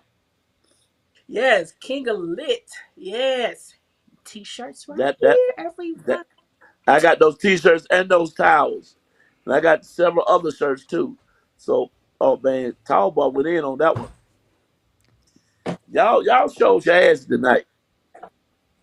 Thank Those you. pics and Thank you. That's how videos. you do it. Hey, I That's held back. I held back. okay. No, that's let it out. Let the women see that. Let the women see them tears. Second draw. You know, like, They oh, I'm want a so man with sensitivity. Not me. Right. And you know this weekend, Friday I'm coming. I'll be down there on Friday. I'm coming with the show your order, so don't worry. And what's your order? Your Gates order. Hey, bring that Gates barbecue. I got you. You want the sauce too? Talk You about want the I mean, sauce and talk. you want your own special Gates sauce? Because you know they sell that Hey, too. make it happen, Calvin. I see what I can do. Yes, All right. Cowboy, what's up? Y'all's asses. When I tell you this is a 2-hour show, it's only supposed to be 1 hour. It was only 9 questions. 9 questions, Lightfoot. And I got through all of them. 9. But we had fun. But you was pissy, though. You was pissy. Very. I'm with you. Hey, it's her fault. It's Priscilla's fault that I got pissed. I was a nice liberal Christian trying to find my way. I was out here turning leaves in my Bible. I had the Mormon Bible and all that, King James Version, and I was doing my thing, trying to find my way. And she put this alcohol division in my life. Oh, look at there. So innocent. I'm still innocent. I look like I'm from a third world country, like I had been fed and shorts all twisted. They don't even look at them sandals, them gladiator sandals. They don't even make them sandals no more. How is it that 3 kids, 7 of those guys in that picture are millionaires? Oh, wow. All 3 of those guys successful. Real estate guru. That Vanilla Ice mixed with Hammer guy right there. Y'all doing something. Y'all doing too much. Well, Club hey. Marcos. Ask anybody about Club Marcos. So I'm gonna ask you because we was in a pandemic and everybody was sitting down. People were doing Facebook lives. People were doing Instagram lives. They was doing lives however they wanted to do lives. What do you think of this platform here and the way it was all put together? Very, very professional and methodically done. Hey, I'm proud of the production that you all put together. Uh, Hell, man, this could have been on television. I mean, it's television to me. It's YouTube and it's Roku and all these other platforms. But man, this could have been. This could be in a bigger arena. And I'm just astounded and surprised of how well thought out you all put this together. Even the production and for the people who don't know, we had to have a rehearsal. We had to have a rehearsal the day before this. So that show you how on point they are to bring us together in several different locations and to present it in a professional manner in a TV form. This looked like it was on CNN or some bigger platform. It's bigger than it appears bigger than what it is. And I'm glad I had the opportunity to do it. I've turned down at least 45 to 50 interviews this year. Either I didn't have time or I tried to make time for them, and I still want to give everybody their shot. But I'm telling you guys, you got to come like this. You make the artist look good. You don't make him look cheap. You got to come. You got to put some work ethic into your equipment, your production, and I use this as the same as journalism. You got to do your homework.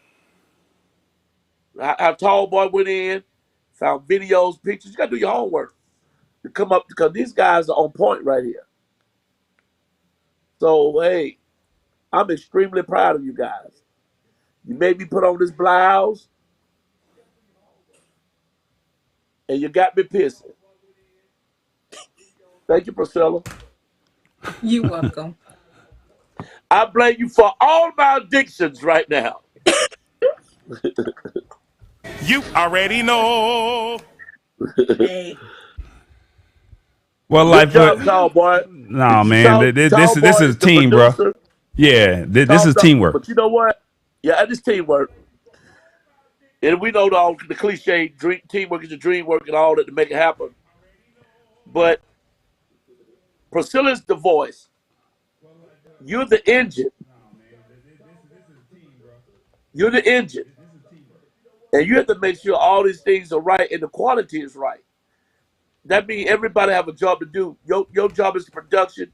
Her job is to bring the color, uh, uh, commentary to what's going on, to bring life to it. But you two guys together is a great team, and I'm happy for you. Now you've been knowing me for years, and I mean, like I said, when I met Priscilla, and I'm gonna be honest, and I'll put this on the record. I do interviews all over the city, all over the United States. I'm good at what I do, but hands down, that woman's better than me. And that's why I decided to partner with her because I knew that she was willing to do the research. I knew that she was willing to dig deep. And She was stinking. You know what? Priscilla stinks. Priscilla stinks. I'm gonna tell her to her face so we go up ask. She said, he ain't talking to me. He ain't talking about how I'm gonna tell you stink. You went deep. Damn it, you went deep. yeah, it's Man, the teamwork, pictures man. in diapers. She had the picture was a pepper full of shit, everything. She didn't care. She went deep. She went deep. And that's as a color analyst and a journalist and a host, you have to do your homework. Yeah. And this is my one advice that I give everybody. And I'm very emphatic when I say this. Inspect what you expect. Inspect what you expect. If you expect something to be great, do an inspection on it. And you checked all your points. And as being a professional in this business, I can appreciate that. was somebody doing their homework. You didn't throw this shit together. You did not. And I can appreciate that. Because you made everybody look good. You was like the quarterback or the point guard. You threw it to me. You gave an assist to the tall boy. You gave one to me. And you make everybody look good and shine on the show. That's what you're supposed to do. I'm going to make your ass cry too. Oh, I got to make a photo. I'm trying to hold it in. Right, but right. Thank you. But thank you, though. I've been in this business 40-something years.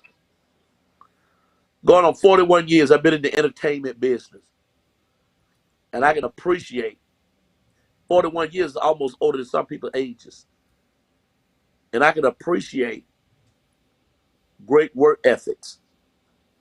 It starts there. Period. You got to be thirsty and hungry. Say what now? Period. Oh, this dude.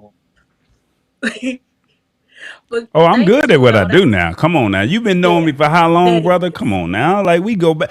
Now, this is what I will say. He's one of the first artists that I was able to pick up the phone. And I'll put this on record for you too. Pick up the phone and say, hey, this is what I got going on over here. He didn't question it. He just said, look, tall boy, I'm going to have a busy week, but we're going to find a way to make it happen. Other people that I've called, I've reached out to, I'm not going to throw no names under the bus. Man, I don't know how many followers do you got, how many, what does it look like? And I called him, tall boy, I got you. And I'm humbled that, you know, our relationship is strong enough to where I can say, Lightfoot, I got something going on. I want you to be a part of it. And we're going to send out, you know, the proper, send it out to you in the proper form. And you was with it. So, I mean, without no questions asked, you just went on and made it happen. And you'll be amazed at how many phone calls I've put in. And I've gotten questioned. And it's like, but you know my work, though. You know how I roll, and we've been going for years, and then you still question. You didn't do that to me, and I'm humbled that you gave us this opportunity to come on this platform. Well, see, that's what I was saying, alluding to in the beginning, with the haterism and all that stuff. And I look at life a little different. I give the underdogs a chance because I was once that person. I was an underdog, so I know what an underdog entails and what it feels like. So somebody gave my ass a chance. Somebody put me on their stage. Somebody gave me the great interview on the radio. You know, Mike Roberts I was on the radio before Ryan Cameron. Carol Blackman and Mike Roberts. Mike Roberts gave me a shot at WIGO when I was in like the 10th grade. So I was on the radio for 2 or 3 years. Somebody had to make me an intern. Chico Renfro recruited me to be on the radio. Took me from Washington High, had me to transfer, which broke my heart to go to Grady. I left all my friends behind. I cried for weeks. I cried at the graduation because I didn't get a chance to walk with my Booker T. Washingtonians. But I met a new family at Grady, and I was proud to be over there with them. So now I claim both high schools emphatically. With heart, I claim both high schools because I spent, pretty much equal much time in both of them. But at the end of the day, to what I'm saying, somebody had to give me a chance. Give people a chance. So that when you call me, like some of these interviews that I've turned away, I'm going to give them a chance. I just didn't have the time. But I'm going to give everybody a chance to. People, it's hard as enough to get the stars. A lot of people consider me one of those persons. Hey, man, you're a star in my eyes. Can I interview you? Well, if you don't start with me, who the hell is going to start with?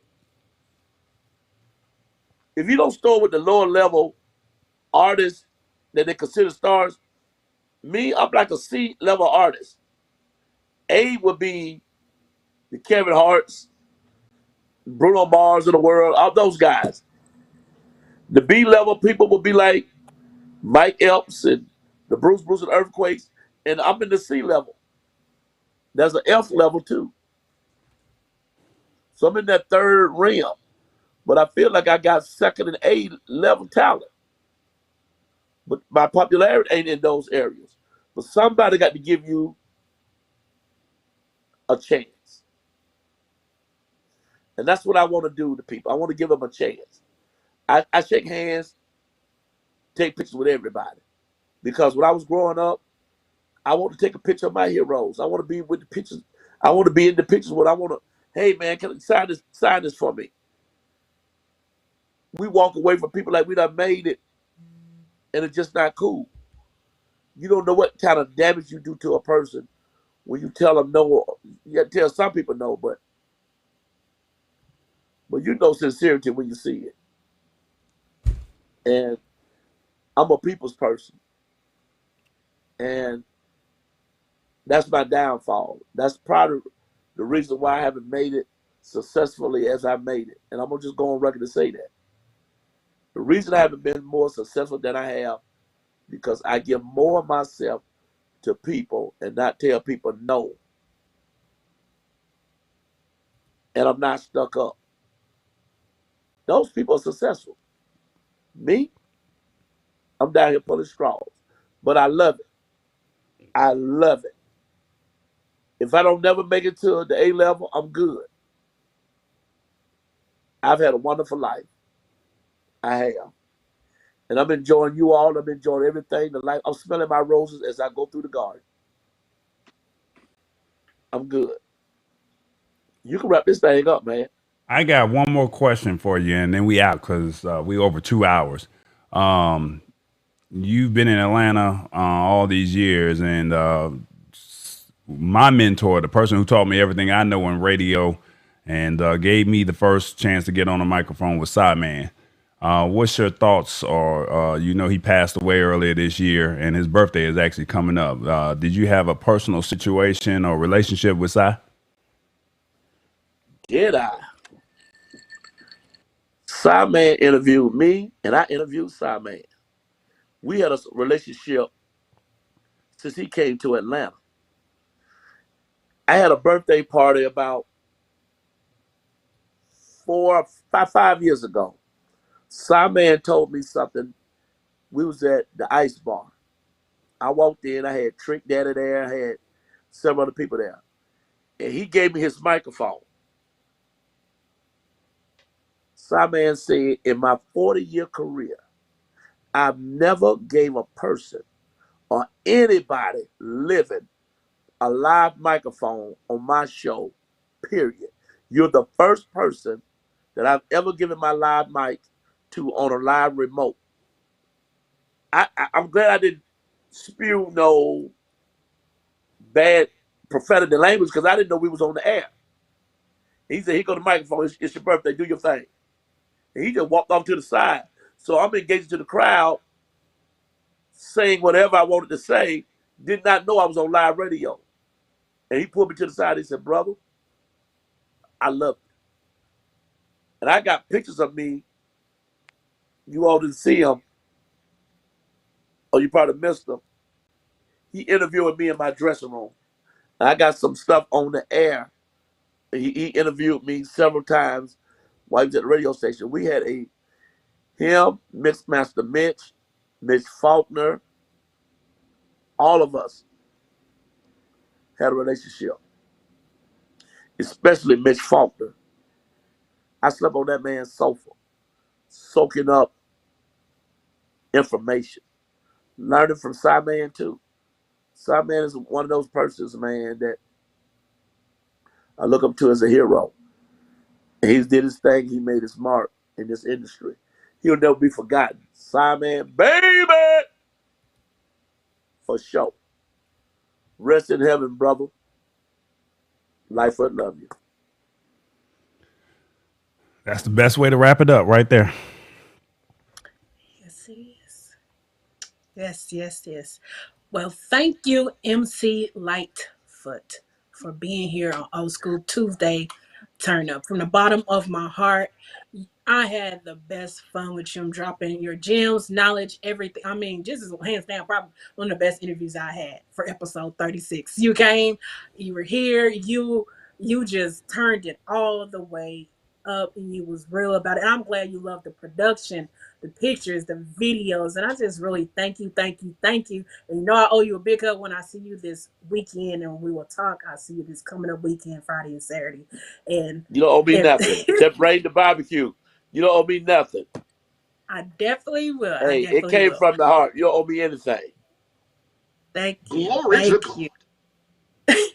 Don't go real quick. We're going to talk to you real quick after the show, but let me go ahead and wrap it up and end it, and I'm getting ready to get up out of here. Everyone, thank you all for tuning in tonight for episode 36 with the one, the only MC Lightfoot. Go check him out. He's coming to a city near you. He told us about his tour schedule. So if you guys go back and watch the replay, or just go to his social media, Instagram, Facebook, and all his tour schedule will be right there. Until next time, you all enjoy your Tuesday night, and I will see you all. Mama D want to know when you coming to California. She want to know when you coming to California. I'm definitely coming 2023. I'm definitely all Los Angeles, Oakland, Sacramento, the whole Bay Area. And I'm coming. All right. I got the schedule, but I just don't know the perfect date. Okay. Mama D, he'll see you in 2023 in Cali. But this weekend, I get to see him right here in Kansas City. Well, in Dover, Kansas. But anyway, until in Dover, Kansas. It's just like hand over hand.